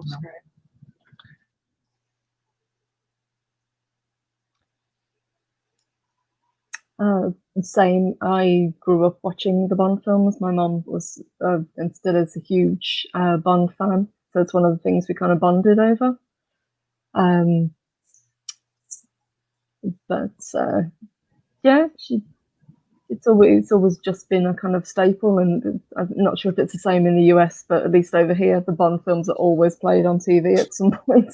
Oh yes, yeah. Believe it or not, yeah. Purple Bond is just as big in the States as it is over there in your neck of the woods. Mm-hmm. Yeah. Oh yeah. And just really quick, I can't remember who asked. Let me scroll up here just a smidge. Colin P. Smith or anything. Yes, I did see the original Casino Royale with David Niven. And actually, fun fact, I think the original Casino Royale is currently on HBO Max for those of you that might have that streaming service. I know I've been talking about this, I've been plugging it a lot, but honestly, if y'all are movie nuts like I am, HBO Max it's a great service and everything, and it's got a huge catalog of stuff. But yeah, honestly, I love Bond. I've always loved spy films. Another series that wasn't quite as long, everything was the Bourne films, with Matt Damon. And I think did any of those appeal? Go ahead, Alicia, please. I wanted to see it. I'm just saying I wanted to see it because I love spies and I love gadgets and all that kind of stuff too. But I didn't get to see it, so I wanted to see it though. They really intrigued me enough to wonder more. So yeah. Oh, I saw the Bourne films. They were actually really good.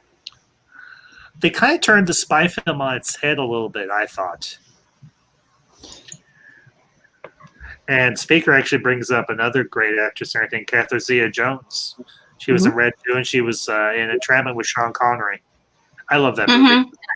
I do. I mentioned her in the Mask of Zorro. I loved her in the Mask of Zorro. But the sequel, The Legend of Zorro, wasn't as good as the first one. But I loved her in the first one. Yeah, I'm gonna need to do a review of the Mask of Zorro at some point. That was a really good one. Yes, it was very good. Very well written. The music, it was so good. Saw it many times. Oh, Bad Bunny, thank you. Didn't know about that. Dang. Spy Maker, Secret Life of Ian Fleming, 1990. Bad Bunny, thank you for bringing that up. I'll definitely have to check that out. And Truth 31 brings up something kind of funny. Can Hollywood just CGI Sean Connery so he can be Bond forever? Honestly, if they had done that for Solo, it would have, helped. It was one of my favorite. It was one of the memes that kept circulating when they were talking about doing it, and really, it's still one of my favorites to this point. Yeah, don't cast anybody else in the Solo movie. We'll all just collectively pretend that that he is that age. Harrison Ford. Yes, thank you. Yeah. Well, and just to kind of go off on a little bit of a tangent here, just for a few minutes. This is the idea I had.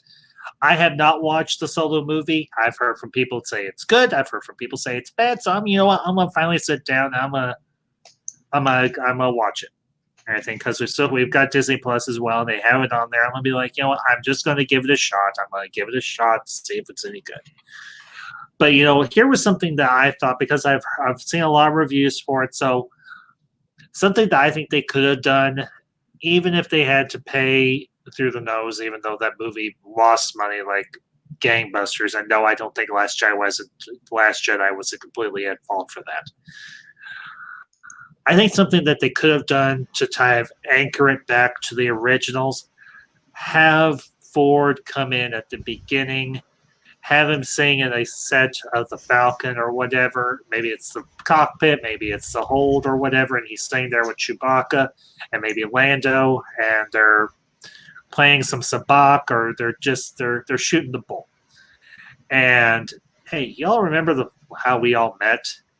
And then it flashes back to when Han was younger, and you had Alden Ehrenreich as him. I think that could have been. I think that would have been a great way to keep continuity with the original actor back to an actor portraying the younger self. Mm-hmm. Would it have been as good? I don't know, but it's just an idea. And if anybody in Hollywood's listening, there you go. But and this is something I'm going to talk about. I'm actually going to be doing a video essay on this, or I might do it as a stream. I'm not sure yet.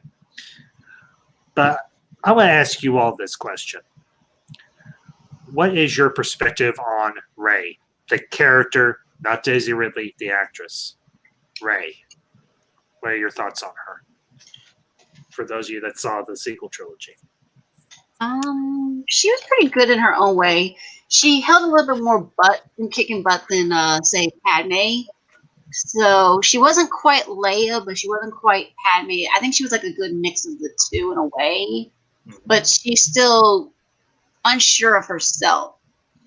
And she's trying to find herself and make her own mark in the world. It's not with Luke or any of them, but she's trying to make her own mark and she's not sure how to do it. So in a way, she's almost trying in a way without trying to be stereotypical. In a way, she's trying to be almost like Luke, but not being Luke. To me, that's the way I felt with her. Honestly, I wanted to see her struggle with learning the Force a bit. You know, like we saw Luke struggling to lift the ship when Yoda was teaching him and all of that. But, you know, her first shot, she blows up the ship. I wanted to like her, I really did. But yeah, they didn't. She was flat as a character. Mm-hmm. Yeah, I'd agree with that. I thought she was quite a bland character, considering she's supposed to be, you know, the hero of the story. I thought that the characters around her were more interesting than her. I think I agree with that. She really should have had a little bit more struggle.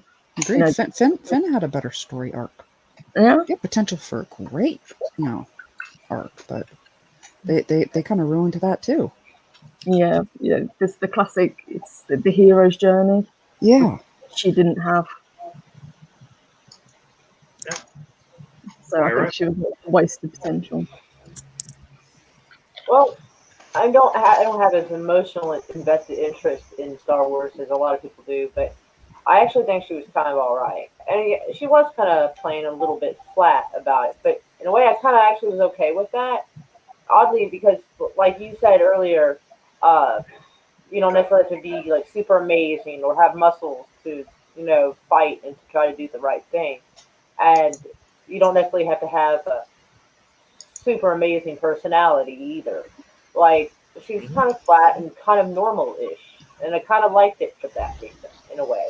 Where she still is fighting against really tough odds, but it's not perfect. She wasn't. Yeah.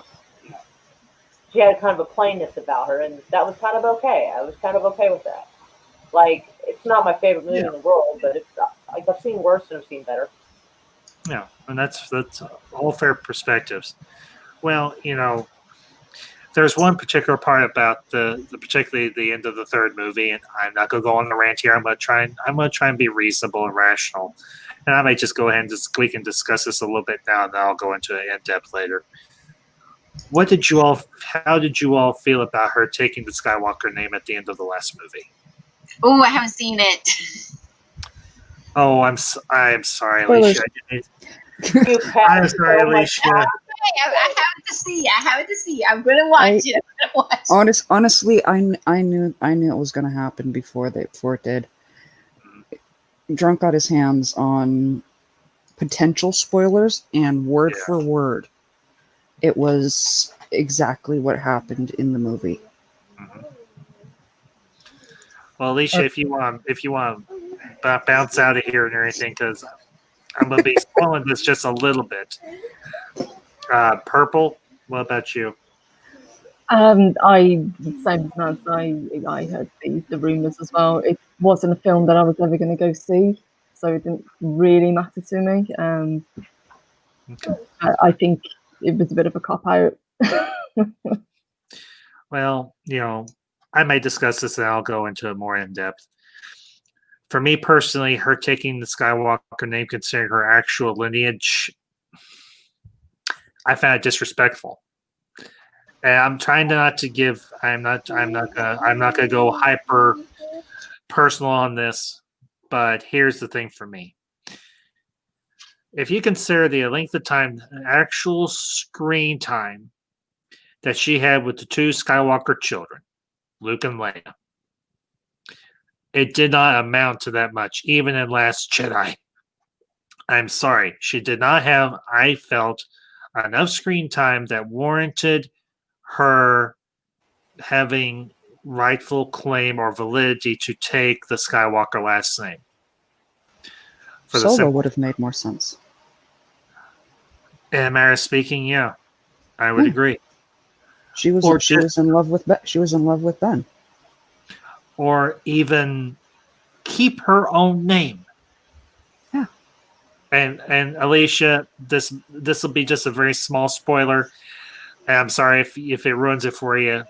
It turns out no, I don't mind. Okay. Okay. It turns out that she's actually Emperor Palpatine's granddaughter. Oh my. Yeah. I know. I was surprised because the idea of Palpatine getting laid is amazing. But that's the thing. He didn't. It was a clone of him that had a child.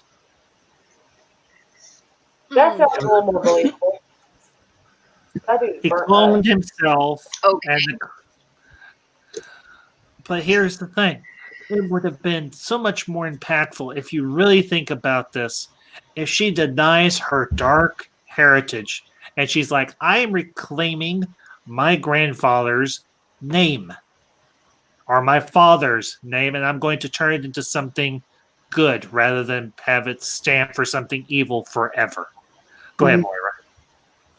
Well, I gotta say, he kind of fucked it up pretty bad. I mean, like, take Hitler's family. They actually changed their last name just because they didn't want to be connected to that guy. You know what I'm saying? Yeah. Like, so I can understand her. Like, there's some names you just can't take back and make it better. Like, it's already marred for good. Like, it's done. Like, that name is cooked. And so I can kind of understand that. And between the movies, well, it was technically two parts of the same movie.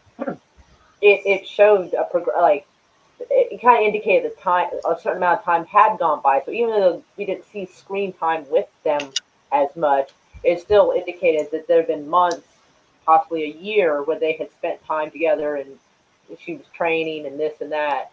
And so, like, you know, so there was like stuff we didn't see that, and she was welcomed by Leia and hugged. And like, if you don't know anybody else and you don't have any family, and that's the only family you have, I can see adopting the name because it's got, you know, because that's the closest thing to like a mother she's probably ever had, you know, and any semblance of belonging that didn't involve it living in a scrapyard.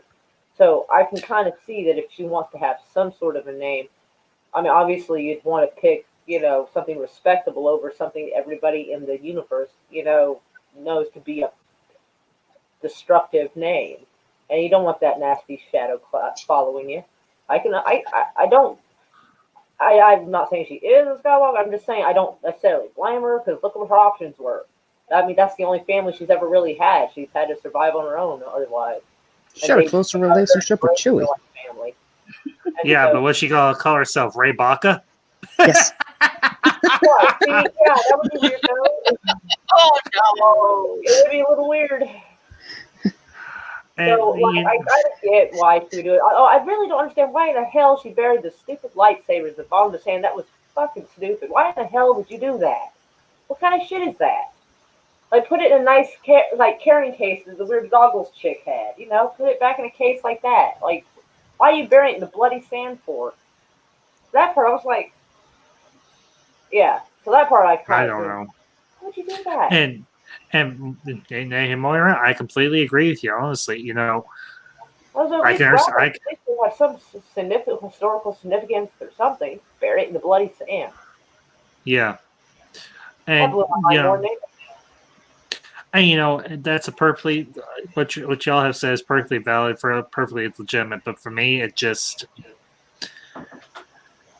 sticks in my craw because I don't.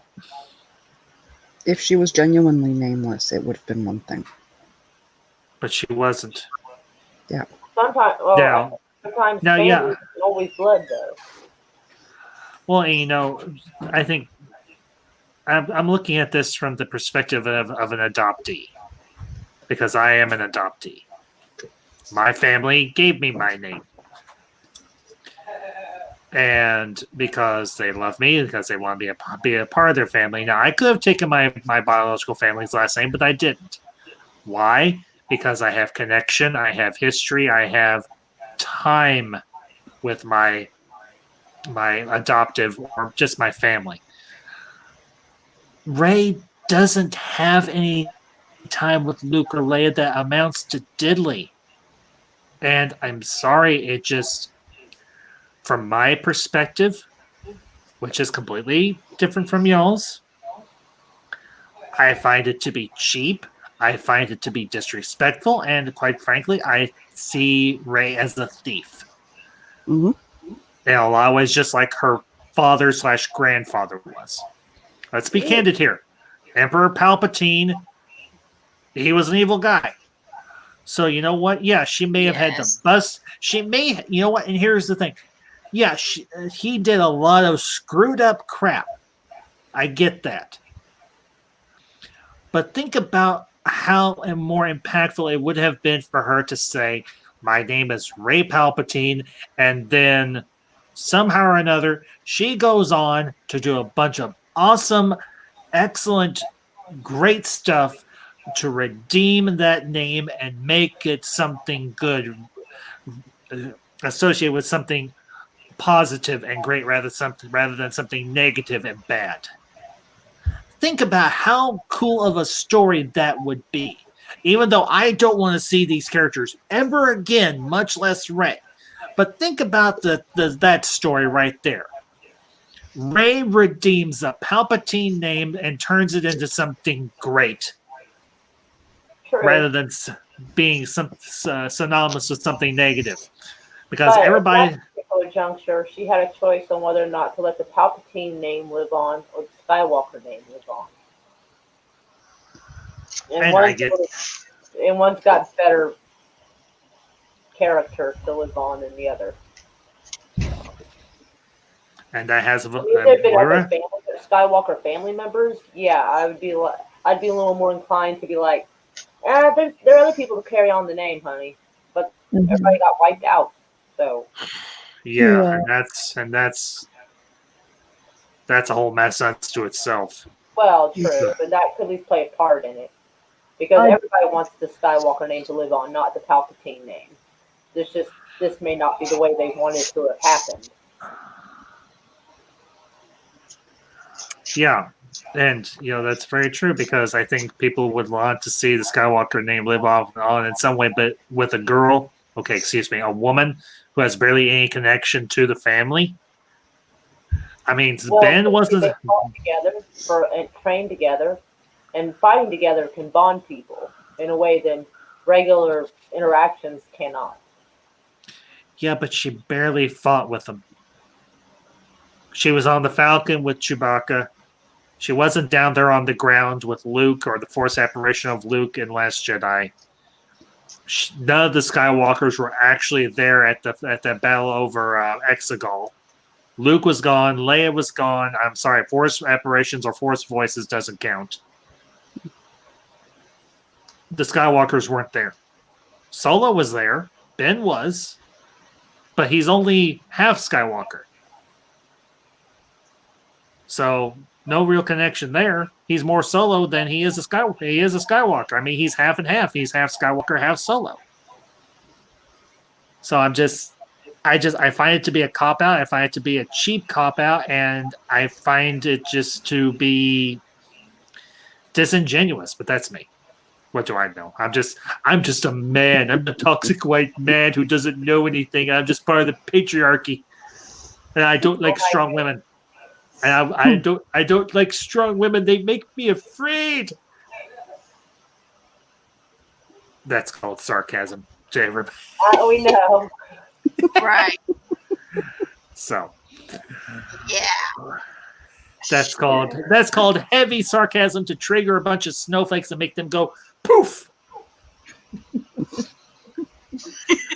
Because I don't have to sit here. Trolls. I don't have to sit here in my recliner and pretend that I prefer strong women. I am married to one. I was raised by them. I've been around them all my freaking life. So strong women don't frighten me, and women who can kick ass just as well as a guy or better than a guy. Okay, this is gonna be kind of cheesy, but Princess Vespa from Spaceballs. That was Yeah. She was they shot my hair. lame. She pretended to be girly, but she wasn't. They And like, shot come my- on, get over it. Like I think about this after school. This girl, we were walking to the bus stop, and she goes, "I broke a nail." I'm like, "So?" And she's like, "What's wrong with you?" I said, "It'll grow back. Right? Get over it. You don't need to walk. Keep going. You'll be all right. You don't need to call the ambulance. You don't need to call a doctor. I mean, come on, get over it." That speaker's got a good one. You know, I think I might just make myself a Skywalker too. I mean, if I can take other people's names, why not? In fact, I'll be Brian Chewie Solo Kenobi Skywalker. Hey man, I get that. My last name is unpronounceable when you look at it. He would be Brian Name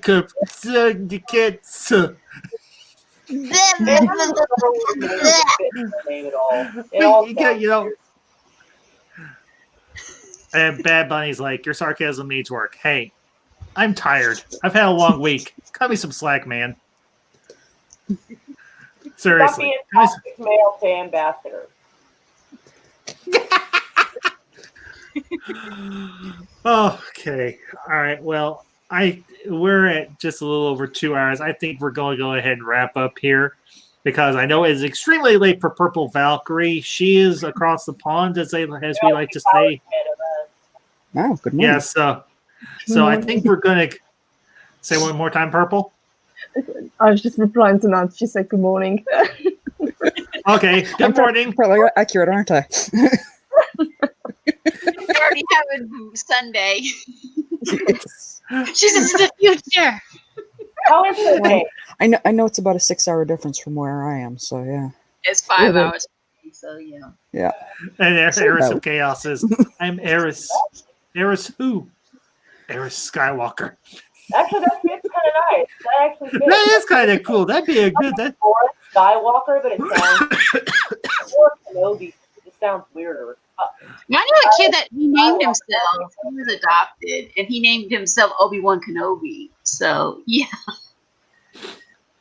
So, all right, folks. I want to thank my wonderful panel: Purple Valkyrie, Alicia Victoria Parker, Rachel from All Worlds of Stage, Moira Kitty, Mads Mama Bear.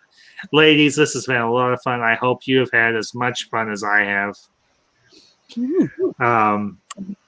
If y'all got anything coming up for your channels or anything before we close out, and then we'll obviously close out.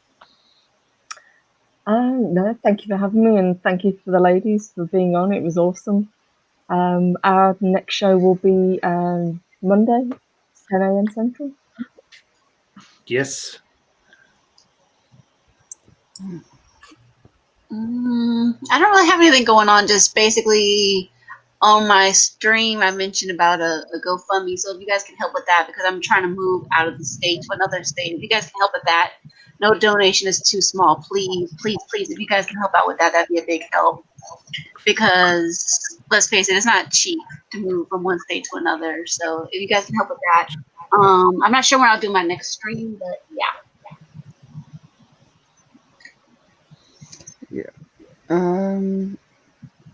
Project wise, I'm back to dropping poems. I'm hoping to drop another one today. Let's see if it beats the 5. Let's see if it beats the 5-minute mark before it gets downvoted.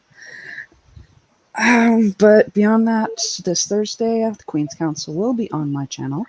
Awesome. And it is going to be a blast. We have a special surprise planned for our fans this week, and so you're not going to want to miss it. Awesome. I'll be sure to tune in for that. Yes. Moira, what about you? Well, 7 p.m. Morning, Kitty. And I guess the only thing I got coming up is tomorrow I'll do my like around 3:15 Central Time. I'll do my WTF news, or I grab like 4 or 5 headlines and give some possibly unpopular takes on the news and stuff going on in the world. For about, it usually doesn't go over 10 minutes. Okay. Awesome. Excellent. I'll definitely. Yeah, I checked out your last What the Freak news and I couldn't help but laugh. You did such a good job on that one, Moira. You really did. You Is that got, the one with Ryan Reynolds in it? yeah. Yeah, God, I was like, no, he turned into a bitch. Broke me Well, inside. that was a good one, Moira. Congratulate. So, and just a quick reminder, everybody, all of the panelists' channels are down in the description. So, like I said earlier, when Rachel left, if you had not subscribed to any of these ladies, and this is for those of you that will catch us on the replay, go check out these channels. These are awesome ladies. They do a lot of great stuff. They do a lot of great content on their channels. So, give them some support and show them some love. As for me, coming up next week, I'll be back with my 2 friends, and well, actually 3, because we've got a new recruit to our review of Babylon 5. I'll be back with Adega Outlaw, doctor and author, Mounts of Elysium, and Classic Comics. Everything is going to be joining us. Everything we're going to be finishing up our review of season 1 of Babylon 5, and that'll be at 2 p.m. Central Time. And then next weekend, I'm going to be hosting another watch party. This is going to be one that was requested back last month and everything when I did my discussion of G.I. Joe and Transformers, and we are going to be watching the Transformers animated movie from 1984, and that will be at 7:30 Central Time, so be sure to tune in for that. And yeah, folks, this has been a lot of fun. I appreciate my panel for being here. I appreciate everybody that has been in the chat. And I know there's a lot. And I will try to catch all of you. If I don't catch every single last one of you, please forgive me. But Colin P. Smith, Bad Bunny, Speaker for the Dead, Supreme Heretic. Let's see who else was in here. Jens Pender. Oh, heaven's sake. Eris of Chaos. Thank you, Eris, for popping in. Lewis X Sparrow. And to anybody and everybody that was in here, the Truth 31, thank you all very much for tuning in. Y'all have a great weekend, and we will catch you on the flip side. And until next time, this is the Ambassadors signing off.